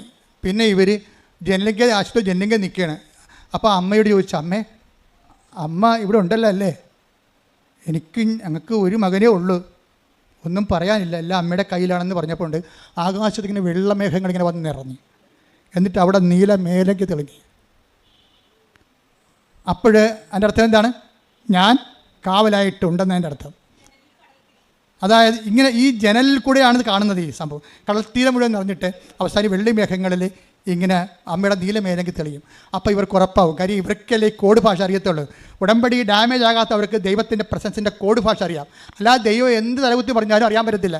കാര്യം ഫ്രോഡാണ് ഉടമ്പടി എടുത്തിരിക്കണമെന്നുണ്ടെങ്കിൽ അറിയാൻ പറ്റത്തില്ല. ആ കറക്റ്റ് ആൾക്കാർ, ആ വേവലെന്തുള്ള സത്യസന്ധമായ ഉടമ്പടിയിലൂടെ ജീവിക്കുന്നവർക്ക് ദൈവത്തിൻ്റെ സൂചനകൾ അറിയാൻ പറ്റും, പ്രസൻസ് അറിയാൻ പറ്റും. പിറ്റേ ദിവസം ആയപ്പോൾ ഡോക്ടർ പറഞ്ഞ് ടെസ്റ്റെല്ലാം ഓക്കെയാണ്, ഛർദ്ദിച്ചിട്ടില്ല, തലവേദനയില്ല, ഓക്കെയാണ്, മകനെ കൊണ്ടുപോകാമെന്ന് പറഞ്ഞു. അപ്പോൾ ഇതാണ്. അതായത് ഇവളെ സംബന്ധിച്ചിടത്തോളം അവർ അറിവ് അനുഭവമായി, അനുഭവം ബോധ്യം സാക്ഷ്യമാകും. സാക്ഷ്യം 2 തരമുണ്ട്. അറിവാണ് അനുഭവം ഉണ്ടാക്കുന്നത്. അനുഭവം മേജർ ആയിട്ടുള്ള അനുഭവങ്ങളുണ്ട്, മൈനർ അനുഭവങ്ങളുണ്ട്. മേജർ അനുഭവങ്ങളിൽ നിന്ന് മേജർ ബോധ്യങ്ങളുണ്ടാകും. ബോധ്യങ്ങൾ എന്തുണ്ടാക്കും? സാക്ഷ്യം ഉണ്ടാക്കും. സാക്ഷ്യം 2 തരമുണ്ട്. ജനങ്ങളുടെ ഇടയിൽ ഏറ്റുപറച്ചിലുണ്ട്, സാക്ഷ്യമായി ജീവിക്കണമുണ്ട്. സാക്ഷ്യമായി ജീവിക്കണ 2 തരമുണ്ട്. വേദസാക്ഷ്യമുണ്ട്, രക്തസാക്ഷ്യമുണ്ട്. ഉടമ്പടി നിങ്ങൾ നയിച്ചുകൊണ്ട് പോകുന്നത് ദൈവത്തിന് വേണ്ടി ജീവിച്ച് ജീവിത സാക്ഷ്യങ്ങളിലേക്കാണ്. പ്രാർത്ഥിക്കുക, കർത്താവേ അങ്ങയ്ക്ക് വേണ്ടി ജീവിക്കുവാൻ, അങ്ങയ്ക്ക് വേണ്ടി ജീവിക്കുവാൻ, സാക്ഷ്യമായി ജീവിക്കുവാൻ, സാക്ഷ്യമായി ജീവിക്കുവാൻ ഉടമ്പടിയിലൂടെ എന്നെ വിളിച്ചതിന് ഞാൻ അങ്ങയ്ക്ക് നന്ദി പറയുന്നു. മരണം വരെയും ഈ കൃപയിലെ എന്നെയും കുടുംബത്തെയും നിലനിർത്തണമേ. ശ്രദ്ധിക്കട്ടെ. ഹല്ലേലൂയ. ഹല്ലേലൂയ. ഹല്ലേലൂയ. ആരാധന, ആരാധന.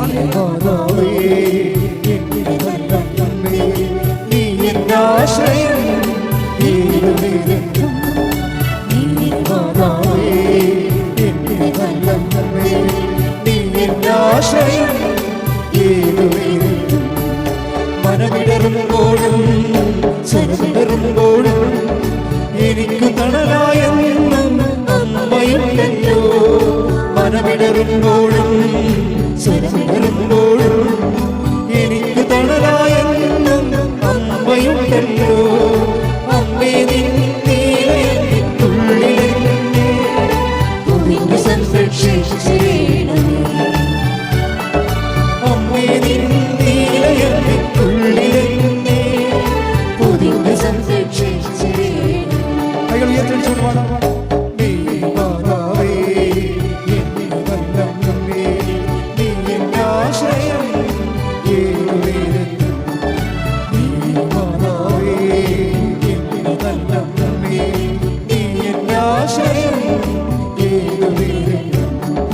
മനമിടറുമ്പോഴും സ്വരമിടറുമ്പോഴും എനിക്ക് തണലായെന്നും അമ്മയുണ്ടല്ലോ.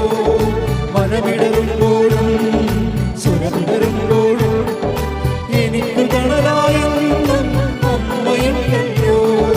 അമ്മേ നിന്നീലയെന്നെ ഉള്ളിലെന്നെ പൊതിഞ്ഞു സംരക്ഷിച്ചേണമേ. പരിശുദ്ധ പരമദിവ്യകാരുണ്യത്തിന് ആരാധനയും സ്തുതിയും പുകഴ്ചയും ഉണ്ടായിരിക്കട്ടെ. രോഗസൗഖ്യ പ്രാർത്ഥനയാണ്. ഇടതു കൈ നെഞ്ചിൽ വെച്ചുകൊണ്ട് വലതു കൈ ശിരസിൽ വെച്ചുകൊണ്ട് ശ്രദ്ധിക്കട്ടെ. ഹല്ലേലൂയ. ഹല്ലേലൂയ. ഹല്ലേലൂയ. ഹല്ലേലൂയ. ഹല്ലേലൂയ. യേശുവേ നന്ദി. ഹല്ലേലൂയ. ഹല്ലേലൂയ. ഹല്ലേലൂയ. മഹത്വം, മഹത്വം. ആരാധന, എൻ്റെ കർത്താവിൻ്റെ ഉന്നതമായ നാമത്തിലെ സഭയുടെ അധികാരത്തിലെ കുരിശിൻ്റെ അടയാളത്തിലെ ദൈവത്തിൻ്റെ ശക്തിയാൽ ഞാൻ മക്കളെ ആശീർവദിക്കുന്ന കർത്താവേ, നിന്റെ തിരുമുറുപാർന്ന വലത്തെ കരം, ആണിപ്പെടുത്താറുന്ന അത്ഭുത കരം ഓരോ മകൻ്റെ മേലും ഓരോ മകളുടെ മേലും വെക്കണമെന്ന് പ്രാർത്ഥിക്കുന്നു. കർത്താവേ, നിന്റെ ഉന്നതമായ നാമത്തിൽ മാരക രോഗങ്ങൾ, തീരാവേദികൾ, ജീവിത ദുരിതങ്ങൾ, ജീവിത തടസ്സങ്ങൾ, ഈശോ ഉച്ച മുതൽ ഉള്ളംകാല് വരെ എല്ലാ കോശങ്ങളിലും കർത്താവിൻ്റെ അകത്ത് നിറയട്ടെ. എല്ലാ പേശികളിലും കർത്താവിൻ്റെ അകത്ത് നിറയട്ടെ. മാരക രോഗങ്ങൾ, തീരാവേദികൾ യേശുവിൻ്റെ നാമത്തിൽ മാറിപ്പോകട്ടെ. ക്യാൻസർ, സിസ്റ്റുകൾ, മുഴകൾ, ത്വക്ക് രോഗങ്ങൾ, ചൊറികൾ, ചിരങ്ങുകൾ, ചുണങ്ങൾ കർത്താവിൻ്റെ അകത്ത് കഴുകപ്പെടട്ടെ. ഉച്ച മുതൽ ഉള്ളംകാല് വരെ കഴുകപ്പെടട്ടെ. യേശുവിൻ്റെ നാമത്തിൽ സൗഖ്യം പ്രാപിക്കട്ടെ. ഹല്ലേലൂയ. ഹല്ലേലൂയ. ഹല്ലേലൂയ. എല്ലാ രോഗങ്ങളും സുഖപ്പെട്ടുകൊണ്ട് ആരാധനയിലൂടെ മഹത്വപ്പെടുത്തണമേ. ഹല്ലേലൂയ. ഹല്ലേലൂയ. മഹത്വം, മഹത്വം. ആരാധന, ആരാധന. ഹല്ലേലൂയ.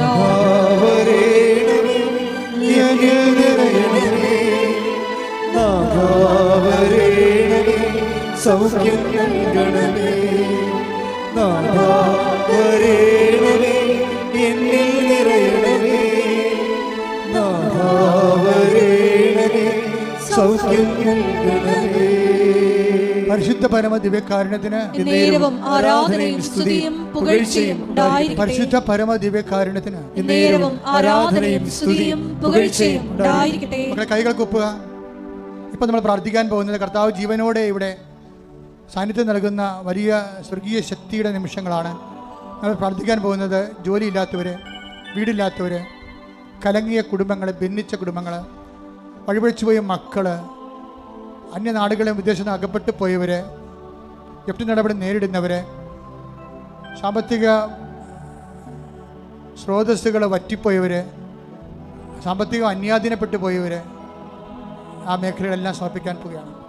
ഒരു ഗതിയും പരഗതിയുമില്ലാതെ എന്ത് ചെയ്യണമെന്നറിയാതെ നട്ടം തിരിഞ്ഞ് നിൽക്കുന്ന മനുഷ്യരുണ്ട്. അവരെല്ലാം പരിശുദ്ധ അമ്മയോട് ചേർത്ത് കൊടുത്തുകൊണ്ട് ഈ ആഴ്ചയിൽ തന്നെ സമയബന്ധിതമായി 7 ദിവസത്തിനുള്ളിൽ അവിടെ വിഷയത്തിന്റെ മേൽ ദൈവിക തീരുമാനം ഉണ്ടാകാൻ വേണ്ടി ശ്രദ്ധിക്കട്ടെ. ഹല്ലേലൂയ, ഹല്ലേലൂയ, ഹല്ലേലൂയ. ദൈവത്തിന്റെ കരുണ, ദൈവത്തിന്റെ ശക്തി, ദൈവത്തിന്റെ കൃപ മക്കളുടെ ആവശ്യിക്കട്ടെ. ഈശോ 38 വർഷം അർപ്പിച്ച കൃപയുടെ യോഗ്യതയാൽ ഈ താഴെ നടന്ന 10,000കണക്കിന് ആരാധന ശക്തിയാൽ മാരക രോഗങ്ങള്, തീരാ ജീവിത തടസ്സങ്ങള്, തീരാ ദുരിതങ്ങള് യേശു ക്രിസ്തുവിന്റെ നാമത്തില് മാറിപ്പോകട്ടെ.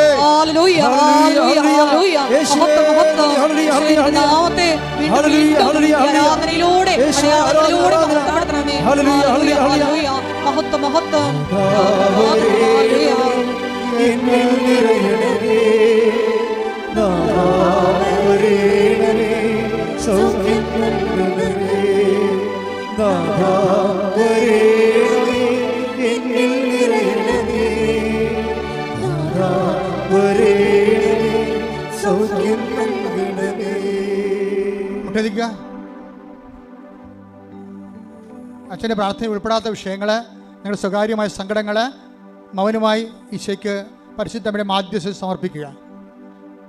അപൂർവമായൊരു സമയമാണിത്. ഇത്രയും നമ്മൾ വചനം കേട്ടതിന് ശേഷമാണ് ഇപ്പോൾ കർത്താവിൻ്റെ ദൃശ്യം മുട്ടുകുത്തിക്കൊണ്ട് നമ്മുടെ ജീവിത നിലനിൽപ്പിന് വേണ്ടി നിങ്ങൾ കണ്ണീരിടുന്നത്. ഇതിൻ്റെ മേൽ സാക്ഷ്യം പറയാവുന്ന നേരത്തെ നിങ്ങൾ ഈശോയോട് പറഞ്ഞുകൊള്ളുക. സാക്ഷ്യം പറയാൻ സാധിക്കും. നിങ്ങൾ ദൈവത്തിന് ഒരു സമയം കൽപ്പിച്ച് നൽകുക. മാതാവിൻ്റെ മധ്യസ്ഥതയിൽ അമ്മ ഒരു സമയം നിശ്ചയിച്ചു കഴിഞ്ഞാൽ കർത്താവ് അത് മാറ്റത്തില്ലെന്ന് ഓർത്തുകൊണ്ട് തന്നെ നിങ്ങളുടെ വിഷയത്തിന് മേൽ ദൈവിക തീരുമാനം ഉണ്ടാകാം. സമയം നിങ്ങൾ നിശ്ചയിക്കുക. അമ്മയെ പരിശുദ്ധമ്മ ദൈവമാതാവേ, സമയത്തിൻ്റെ മാതാവേ, സഞ്ചാരി മാതാവേ, എല്ലാ മേഖലകളിലും മക്കൾ അനുഭവിക്കുന്ന വിഷയങ്ങൾ സമയബന്ധിതമായി നിറവേറാൻ ആവശ്യമായ ദൈവത്തിൻ്റെ മാധ്യസ്ഥം പരിശുദ്ധ അമ്മയുടെ പ്രതിരോധ്യമായ സ്വർഗീയ മാധ്യസ്ഥത മുമ്പിൽ ഞങ്ങൾ സമർപ്പിച്ചുകൊണ്ട് പരിശുദ്ധ അമ്മയുടെ മധ്യസ്ഥ ഈശോയ്ക്ക് സമർപ്പിച്ചുകൊണ്ട് ശ്രദ്ധിക്കട്ടെ. ഹല്ലേലൂയ, ഹല്ലേലൂയ, ഹല്ലേലൂയ. ഈശ്വരാധന, ഹല്ലേലൂയ. ഈശോയെ സമയബന്ധിതമായി ജീവിതത്തിൽ ഇടപെടുന്നവരുടെ കാരുണ്യത്തിന് നന്ദി പറയുന്നു. പരിശുദ്ധ അമ്മയുടെ മധ്യസ്ഥത്തിന് നന്ദി പറയുന്നു. ഹല്ലേലൂയ, ഹല്ലേലൂയ. മഹത്വം, മഹത്വം. ആരാധന, ആരാധന. ഹല്ലേലൂയ. മൗനമായി സ്വന്തം സ്വകാര്യ സങ്കടങ്ങളെ സമർപ്പിക്കേണ്ട സമയമാണ്. നിങ്ങൾക്ക് വേണ്ടി അച്ഛൻ ഈശോയെ തൊട്ട് പ്രാർത്ഥിക്കേണ്ട സമയമാണിത്.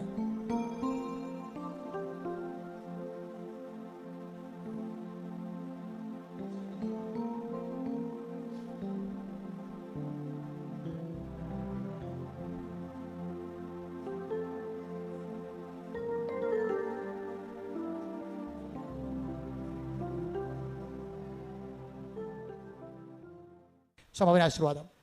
ഒരിക്കൽ കൂടി മരിയൻ ഉടമ്പടിയിൽ സമർപ്പിച്ചിരിക്കുന്ന എല്ലാ വിഷയങ്ങളും, നിങ്ങളുടെ ജീവിതത്തിൽ നൊമ്പരപ്പെടുന്ന വിഷയങ്ങളും ദൈവമാതാവിൻ്റെ മധ്യസ്ഥയിലെ ദിവ്യകാരുണ്യ സന്നിധിയിൽ സമർപ്പിച്ച് നമുക്കൊരു നിമിഷം മൗനമായിട്ട് പ്രാർത്ഥിക്കാം. സംശയിക്കാത്ത വിശ്വാസം ഞങ്ങൾക്ക് നൽകണമേ എന്ന് നമുക്ക് വചനത്തിൽ കേട്ടതുപോലെ പ്രാർത്ഥിക്കാം. ഒപ്പം തന്നെ ഞങ്ങളുടെ നിലപാടുകളിലൂടെയും സമീപനങ്ങളിലൂടെയും ആത്മാവിൻ്റെ ഫലങ്ങൾ സമൃദ്ധമായി ഞങ്ങളിൽ വന്ന് നിറഞ്ഞ് എത്രയും വേഗം സാക്ഷ്യം പറയാനുള്ള കൃപ ഞങ്ങൾക്ക് നൽകണമേ എന്ന് പ്രാർത്ഥിച്ചുകൊണ്ട് ശിരസ് നമിച്ച് നമുക്ക് ദിവ്യകാരുണ്യനാഥൻ്റെ ആശീർവാദം സ്വീകരിക്കാം.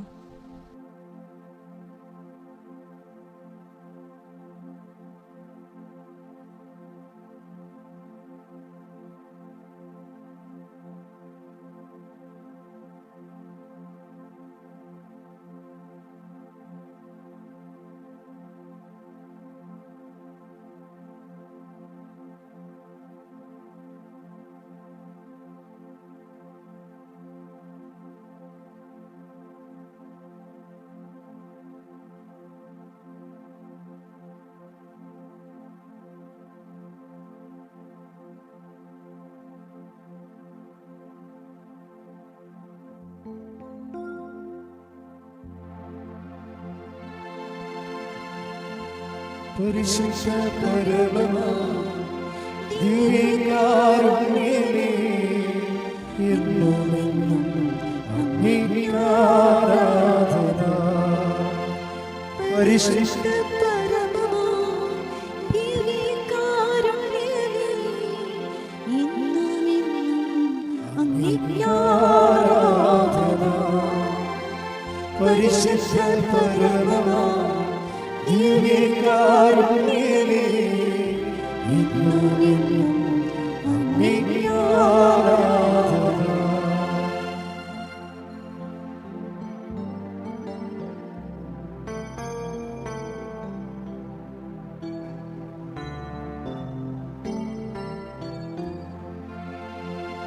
ആവേ